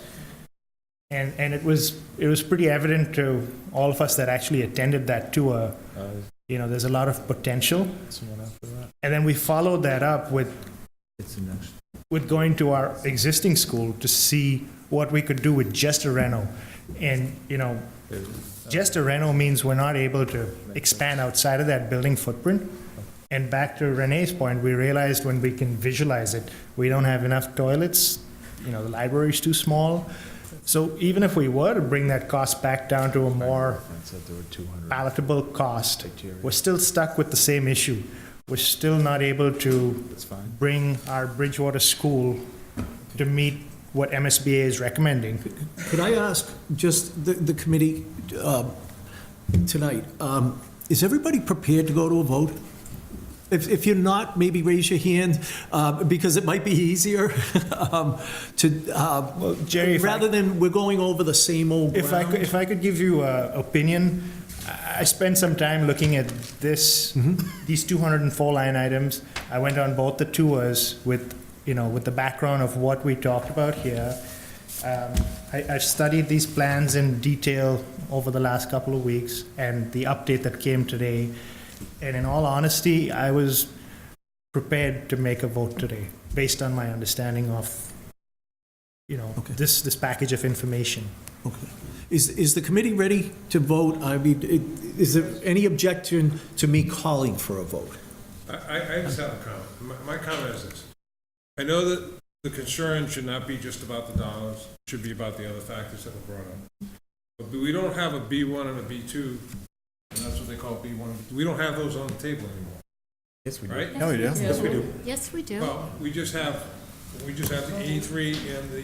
No, we have 5 options. All right, have it, but some of the same assumptions that were made for the A3, when we were doing the estimating, would have been made for those also, when it came to the roof and everything else, correct? For the Bs, yes. For the Bs. Yes. So the estimates on the Bs could also be affected. They're already done. So, no, They're- that's what I'm saying. No, but they're done in this. They got, They have not, if they talked about stripping everything off and replacing everything inside. So what I'm saying is that the number for both of those B options may be different. For the same reasons that I'm saying that the number for the A3 may be different. And I'd be more inclined to at least want to know that before I'm going to make a vote on either one. You're not wrong, but I do estimates for a living, for a fairly large construction company, and to expect anything more out of this, from what we've seen here, is, I couldn't do it. When you say we've gone through 100 line items, 100 line items, when I'm done with a detailed estimate, is what you would see in one trade, right? For a $90 million project like this, I would see closer to 800 to 1,000 line items. So to see where we are today with chicken scratch here, yeah, it'll change. It'll change quite a few times. So that's not the deciding factor in my mind. That's one of the many factors. And that's why I paid a lot of attention to this over the weekend. I paid a lot of attention to what the educators have been bringing up in the clusters and the flexibility in the classrooms and the fact that they're losing efficiencies in having teachers go from one north cluster to a south cluster. It's just not effective. And then listening to my own kids saying I don't have enough time in the cafeteria, to eat lunch makes me say that C6 option is not the correct option for me because, classroom is all the way out here and the cafeteria is down there. That doesn't work for me. So, we've been given quite a few options to look at and quite a few things to think about. Cost is obviously the most important thing. I'll say this, we've had multiple contractors come to our house to, tell me how much my kitchen renovation will cost. I still haven't done it because I can't fathom that cost, right? So, I know what you mean about cost, right? That being said, we're not voting, at least I'm not under the impression that I'm not voting this evening to spend those dollars. I'm voting to kind of what the community outlined as well. I'm voting to see what my kid's going to be able to do in the next 15 years with a better school. That's what I'm voting for. John?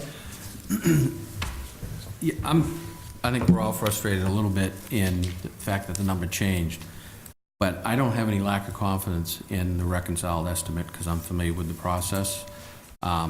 We could look at it the other way. The system worked. In other words, we now have the benefit of a reconciled cost estimate that represents the options we're looking at. The number's different than what we thought. We've gone through the process. I'm comfortable with the number being reflective of what it's going to cost. And there's nothing I can do to look at it to change it because you're not going to rely on my number. You're going to rely on the approved cost estimators who are, performing this function for the whole process, for the whole study. So that's partly why I have no interest in going back and revisiting. I'm not convinced we would end up with any other option that wouldn't have a major roof, reconstruction or removal. So that's why personally I'm not interested in going back, Jerry. Okay. But I just wanted to get it out there. I have confidence in the numbers that they're presenting. Tim? I'm going to disagree with John for a second, because I don't have confidence right now in these folks. That said, I'm ready to just move forward tonight and have a vote. And whatever vote happens, I'm going to support. But what I want to say to these guys very clearly is whatever vote happens, that total project top number cannot be bigger than what we vote tonight going through the rest of the process, period. That's my. I just don't think you can make that a condition of a. No, I'm saying, that's my opinion. I'm not making a These are- decision. I'm not making a decision. In this regard, I will be 100% behind Shane and say, these are conceptual. They could go down, as Shane says. We don't know. Okay, well, when we get to the actual vote on the ballot, then the number. Right. I'll shut up after this, I promise. You won't, you know it. But and just Mr. Silva brought up a good point. And you've been saying A3 and C6. I'm sorry? You and I have both been saying A3 and C6. But just to clarify, I want to clarify what Mr. Silva said. Shane, detailed cost estimates were done on all 5, correct? Correct, yes. Does that answer your question? Well, I mean, I've heard from the beginning tonight that it's only about the 2 options, the A3 and the C6.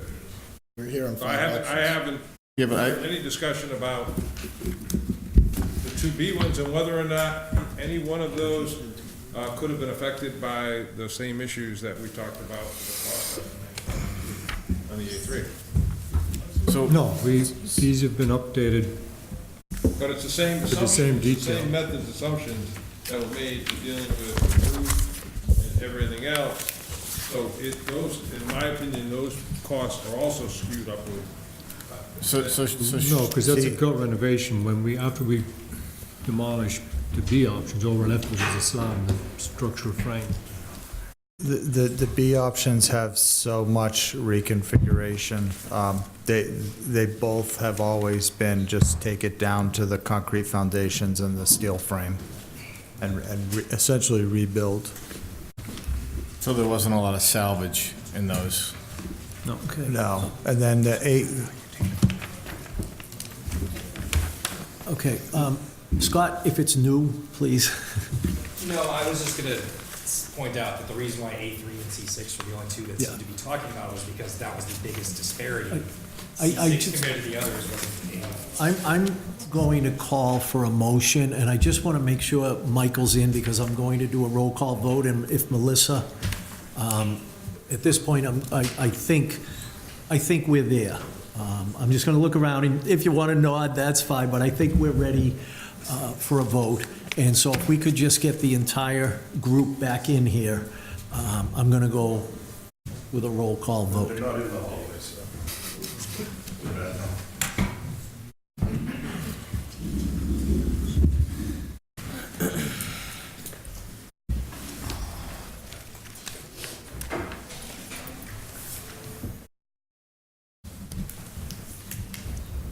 Can we text them?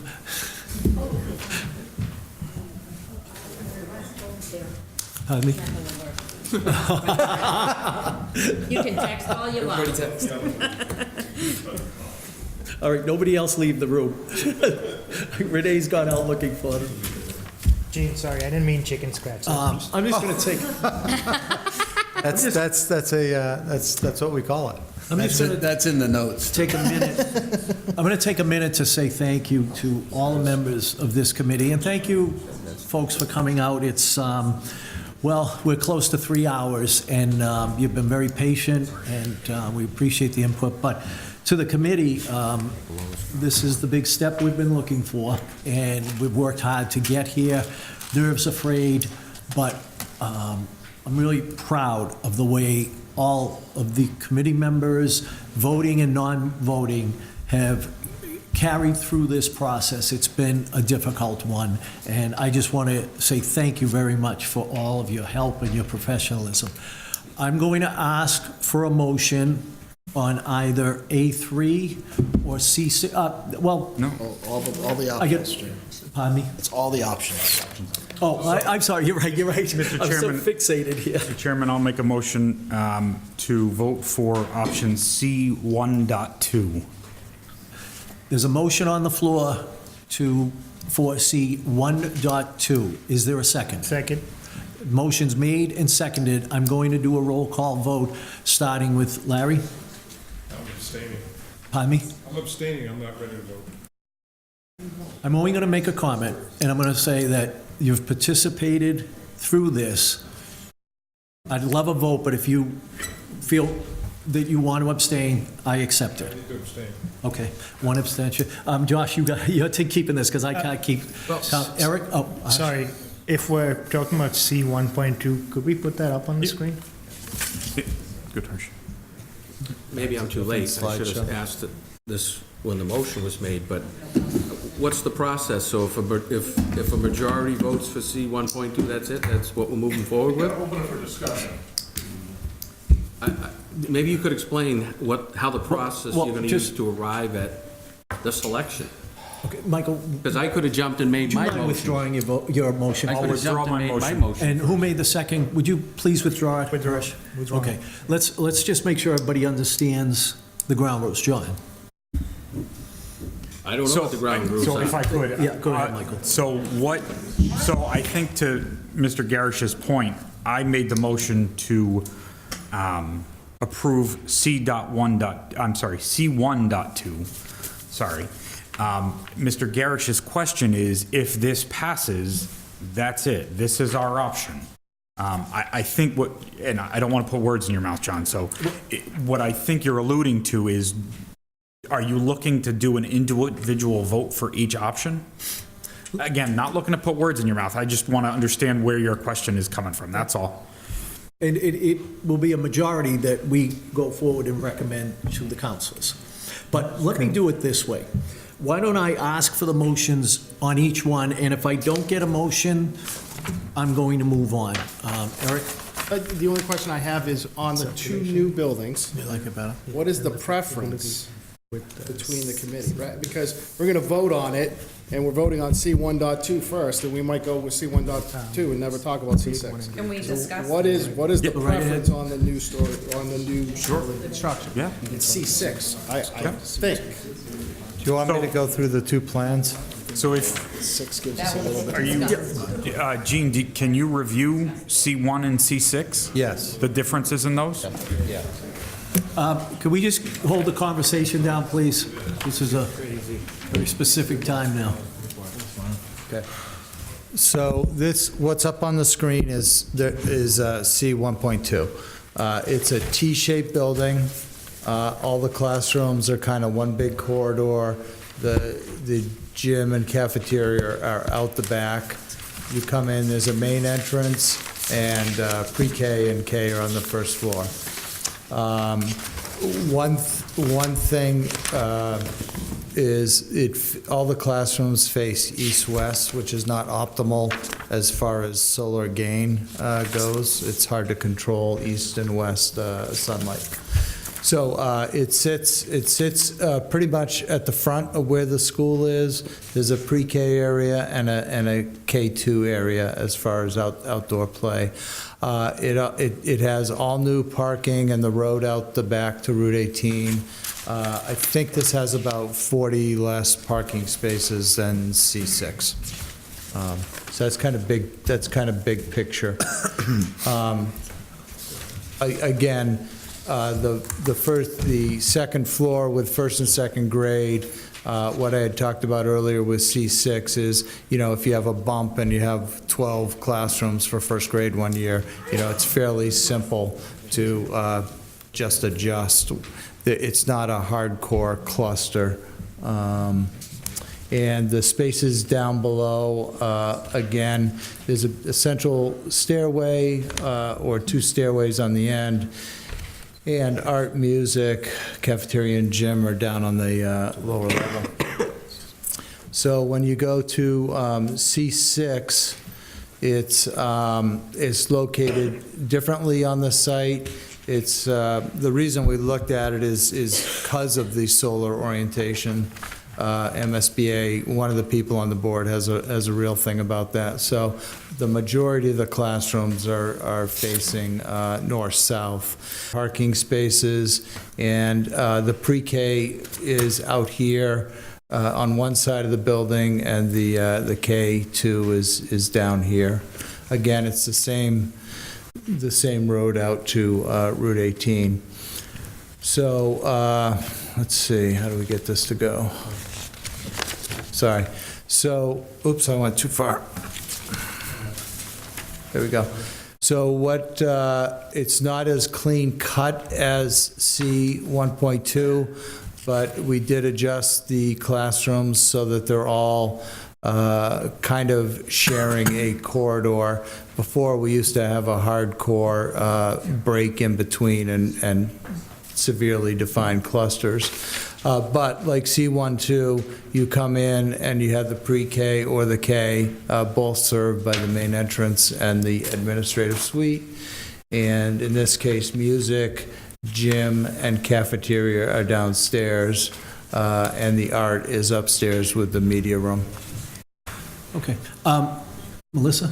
Are those plans to scale the two, the enlargement?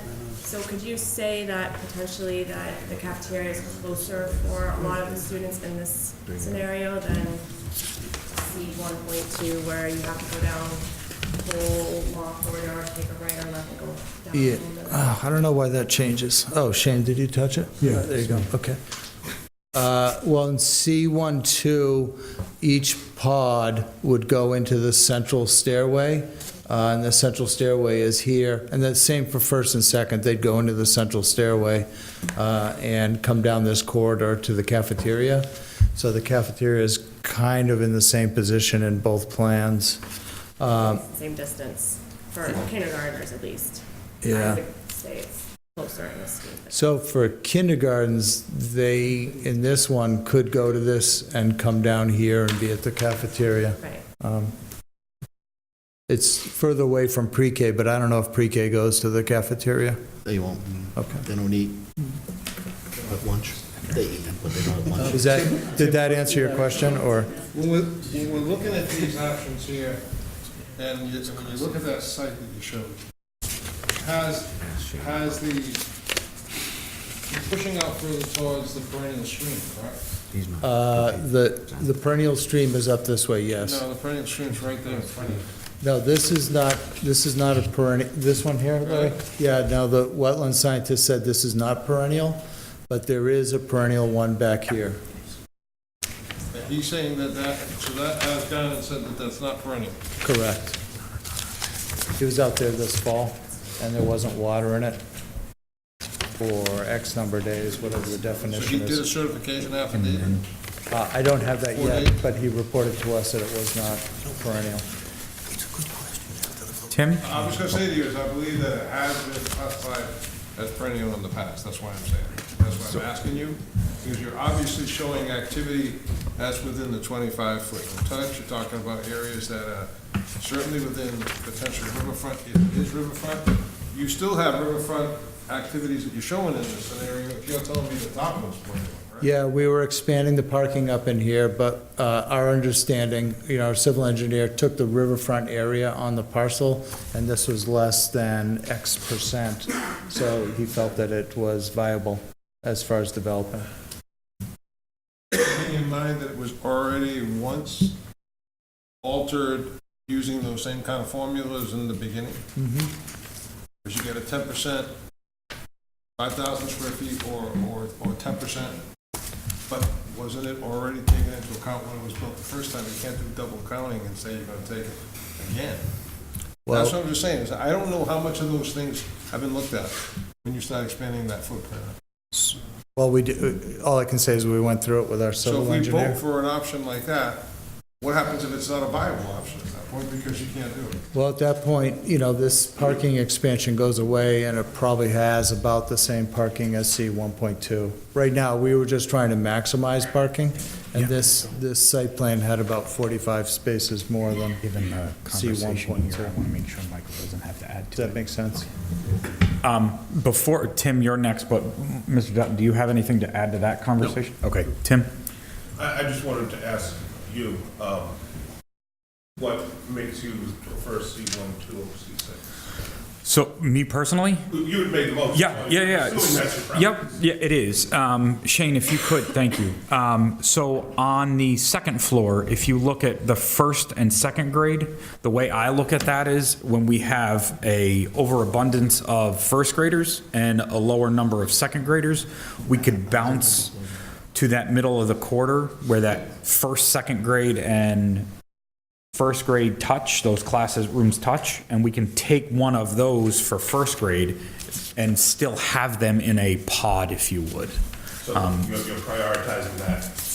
So ease of switching versus the extra education benefit. Correct, the flexibility of the space. Okay. Yep. I would like to hear from the non-voting members. And just, do you have, you're the educators now, we've heard from construction and budget. Do you have, well, what would you like to say and what would you like to recommend to the voting members? And Lisa, I'll start with you. I prefer the new construction. I like the C.1. I was listening to the orientation for solar power or solar energy. Was that because of the way that they did that building?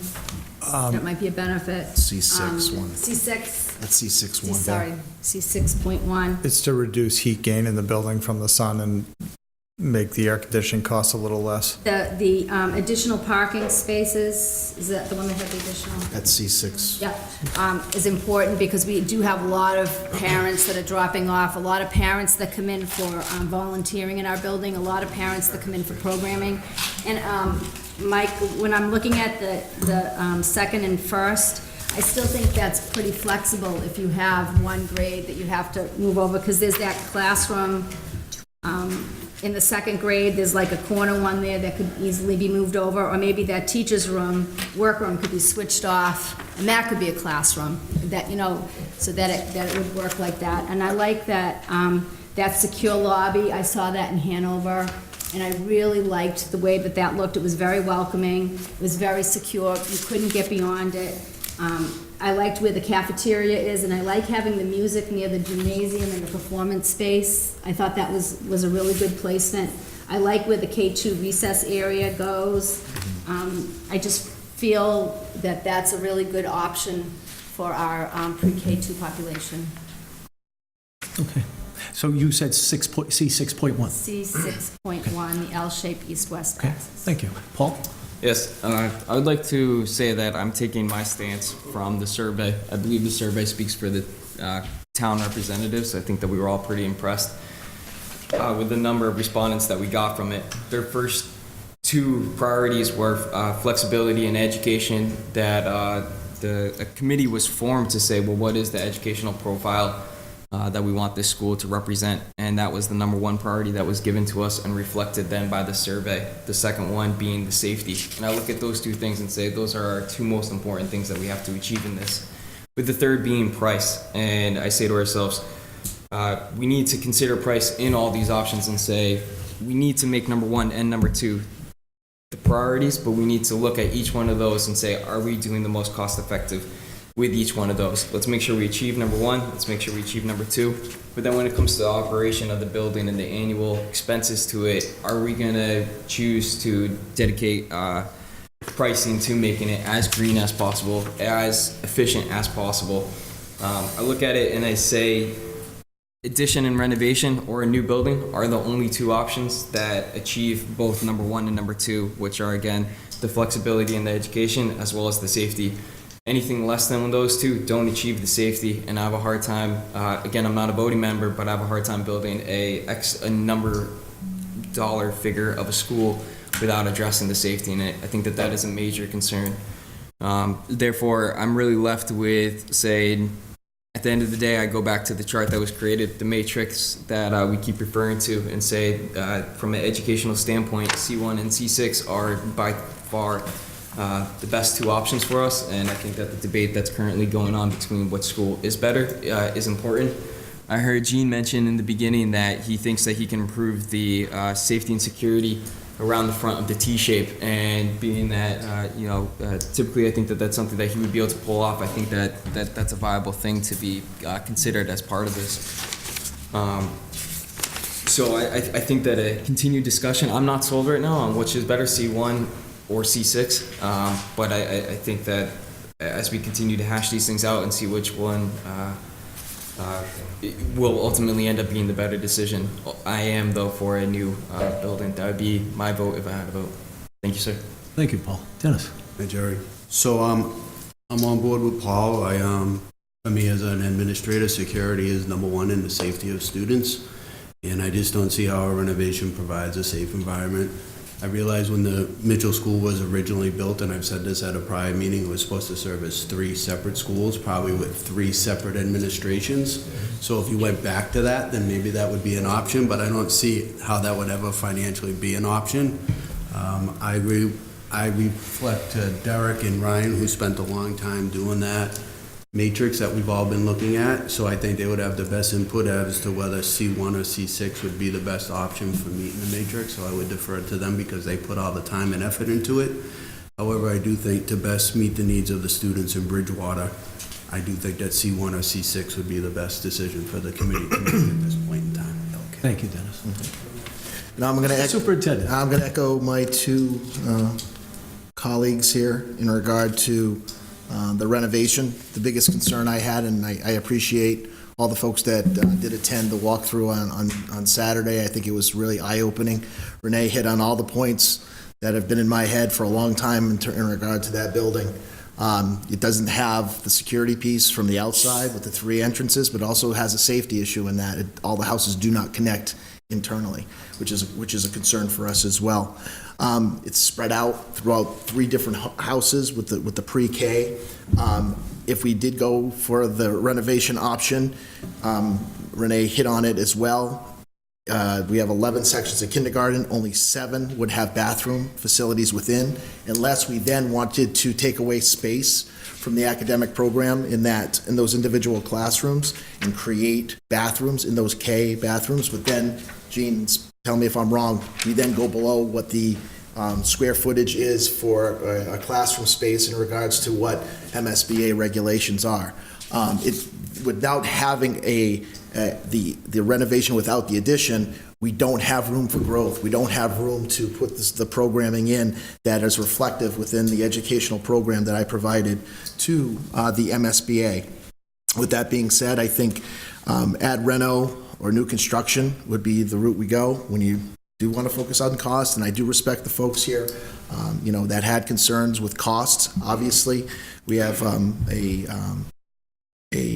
responsibility to the taxpayers within the town. I get that. I'm cognizant of that. I respect that. I have a responsibility to the students and my staff. And when I look at the cost between an ad reno versus new construction, they seem to be somewhat of a wash. So if we were going to go into a direction, I think it would be somewhat of a no-brainer to go new construction. Now, when you look at the new construction, I think both options fit the educational program that we've put forth to the MSBA.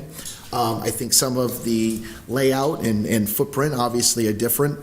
I think what really draws me to C6 over C1 is the fact with the piece of, in regard to the solar piece, I think over a long period of time that could cut down on our operational costs. So I'm not only thinking about the construction of the building, but I'm thinking of from a green perspective, but also an operational cost perspective when it comes to our gas and our electric and our heat. Each year, those are rising costs that we have to take into consideration of our operational budget each year, and they are cost drivers to our budget each and every year. I also think that the way that C6 is, the footprint is a little bit different in that in that in itself allows us a little bit more outdoor space, a little bit more parking. I think that helps us, especially with a growing community that we have, and it allows us a little bit more flexibility within the space itself. I appreciate the fact that Gene was able to put in that extra security piece within C6 too, with that vestibule where someone entering the building would not have full access to the physical plant without being buzzed through into by the main office or administrative suite. So that's kind of where I'm at right now. I could go either C1 or C2 in terms of new construction, C1, 2, or C6, 1. But if I had to say, if I had my brothers between the two, I'd lean more maybe towards the C6.1. Thank you, Derek. Okay, here's what I'm going, does anyone, what's that? I was so focused on getting the educational side. Thank you, Tim, I'm really sorry. Town council forgets me enough, I don't need to develop I a complex know, here. I know. Horrible chair.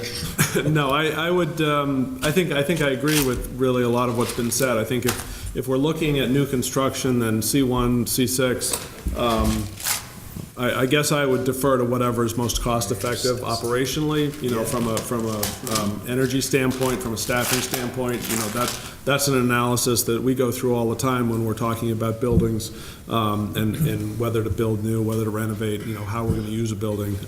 Really, it's the long-term operating expense and the long-term staffing needs and how flexible that can be. That's an educational, it's kind of more of an educational decision, parts of that, and I'm certainly not qualified to speak to that. So I guess I just instinctively, based on what Gene said, if I were to go the new option, I'd go C6, all things being equal. But I go back to, I'm the one, I'm the Grim Reaper in the room that has to remind people that once we select something, that's the choice that is going to go to the voters. And I'm worried about the capacity of the voters, the capacity of the residents and taxpayers in town to absorb, the capital expenses that we know we have to make, that have been deferred in many cases over a long period of time, and we know we have to address those. So this is one of those that we absolutely have to address because we've got a closed school. But I think we have to balance those out. So, if we go the new construction route, I think it's going to be incumbent on all of us to really educate voters and repeat the education over and over and over again, and hope that the rest of the capital needs of the town don't get drowned out. Thank you, Michael. I'm just going to... Jerry, I just want to point something, because Derek mentioned, so we do not have any photovoltaic panels in this budget right now. So we do, I'm sorry? Any PV panels, solar panels, so if we do choose to go that would be added during scheme. Well, we're going to turn that all over to Mr. Hunt. Okay, I just want to point out that Pat promised about 5 statements ago that was his last, but go ahead, Pat. So if we choose one of the Cs, Shane, and we end up on that tonight, or we end up with an A, or wherever we end up, is it still the plan that we'll take that, if the committee decides later, to take that option we pick and bring it to MSBA to see if there's a model that might provide some additional savings? Well, that's up to you. I think there's only 4 elementary models, and I think two, if not 3 of them specifically say they're only suitable for a flat site. So, and we can certainly talk to MSBA about that model school program, but it may not be suitable for you guys. But that'll be after we do this anyway. It's after this. It's a path that you can take, but it's not an option right now. Okay. Everybody set? All right, what I'm going to do is I'm going to go from left to right, starting with A3, finishing with C6.1. Obviously, if you're not interested in the option, don't make a motion. If someone makes a motion and you're not interested, don't second it, okay? Again. Do we know what the school district prefers? Because I got 2 different answers from the school district. I heard a couple of 6.1s and then a couple of, I can live with either. I'm a non-voting member, I'm just... And to be clear, I'm not voting on behalf of the school district. Oh, I know. Okay, all right, I just want to make sure that that's not... Okay, so we're going to just run down, and however the votes turn out, the votes turn out. Okay, so everybody ready? Which one do you like? Could I have a motion for A3? You already have a motion. No, they were withdrawn. I withdrew my motion. They were withdrawn, and the second was withdrawn. Do you have anything else? Or was that it? Me? No, the gentleman behind you.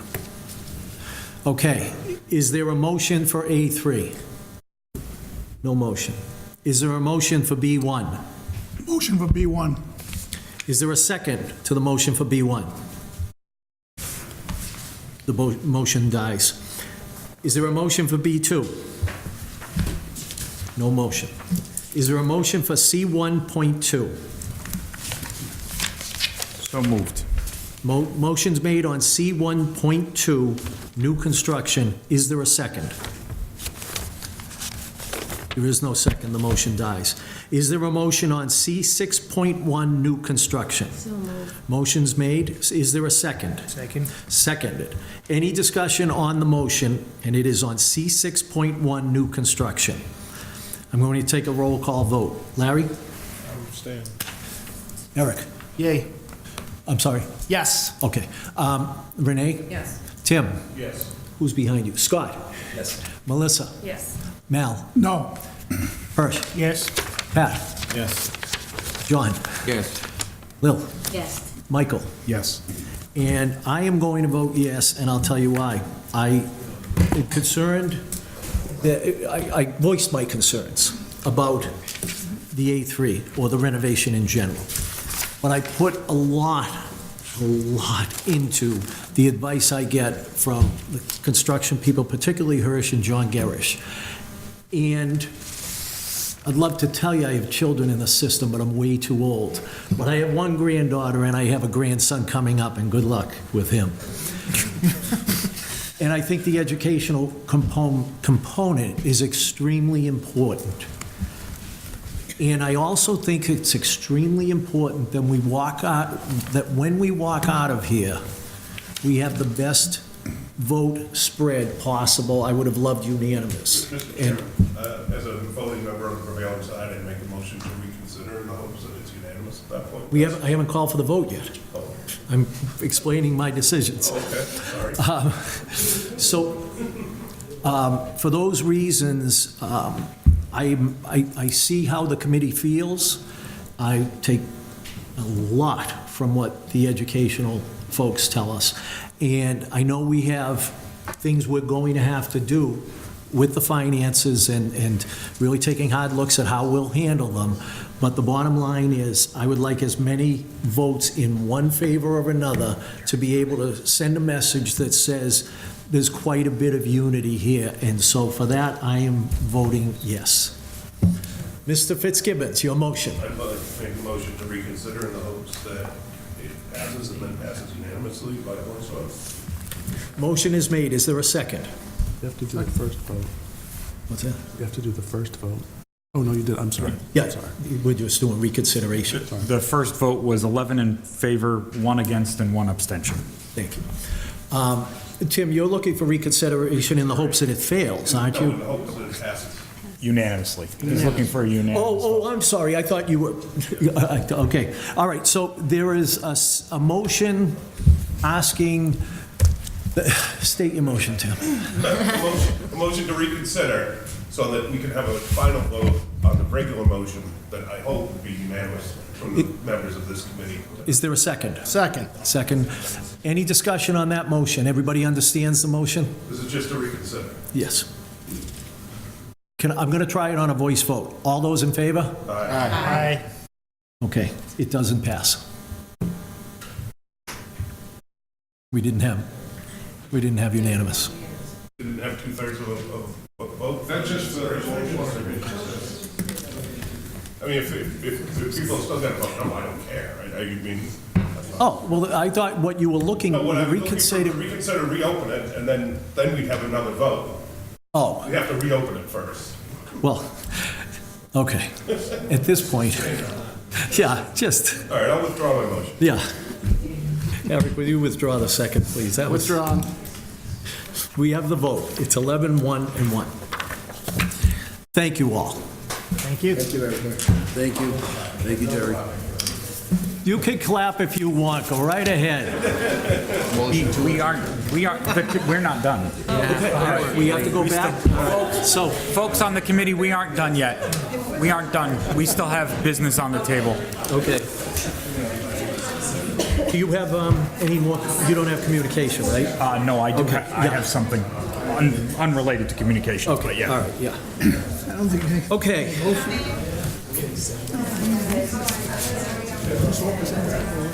How many people? I don't Assume there's no further public comment. So, Business. has everybody Has everybody had a chance to read the meeting minutes of January 7th? Prepared to vote? Motion? So moved. To accept as written? Is there a second? Second.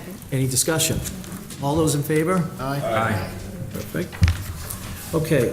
At this point, Shane, are we good with going with our already scheduled meeting and then schedule forward from there? So we will meet in 2 So weeks? I think the next one was scheduled for February 11th, Right. where I would expect Gene will now take that 6.1, develop it a bit more, come back, show you that, and then hopefully that we'll get that approval to submit the PSR. So we don't need to schedule any further at this point? I don't think so, no. Okay, perfect. So the last motion is... Mr. Chairman, I have Go one ahead, more Michael. thing. I'm sorry. Several of us have received emails and communications on how folks wanted us to vote tonight. One in particular came from a councilman from his council email address. So in full disclosure, I'm presenting this to Josh for formal... Josh. Oh. To be put into the record for the minutes that I was contacted by one of the counselors and asked for my vote a certain way, so that is... Can you put my Sunday response back in, when I sent to the superintendent? If you can't answer that one, can you answer the response I gave to him on Sunday? Okay, I would have hoped that with wrapping this up, we didn't need to do that. Would you? No, I will withdraw? not. I Okay. need to cover myself. Okay, I'm fine. Then all of Mr. Wood's correspondence and Mr. Swenson's correspondence will also be included as part of the record. And Michael, if you could pull that together. Okay. And Mr. Chair, I would like to also put my letter in on the record also Absolutely. that I received from town council. Okay. Are there any responses that anyone wants to include? Michael or no? No. Okay. Okay. Any other business? Motion to adjourn. So moved. Second. All in favor? Aye. Aye.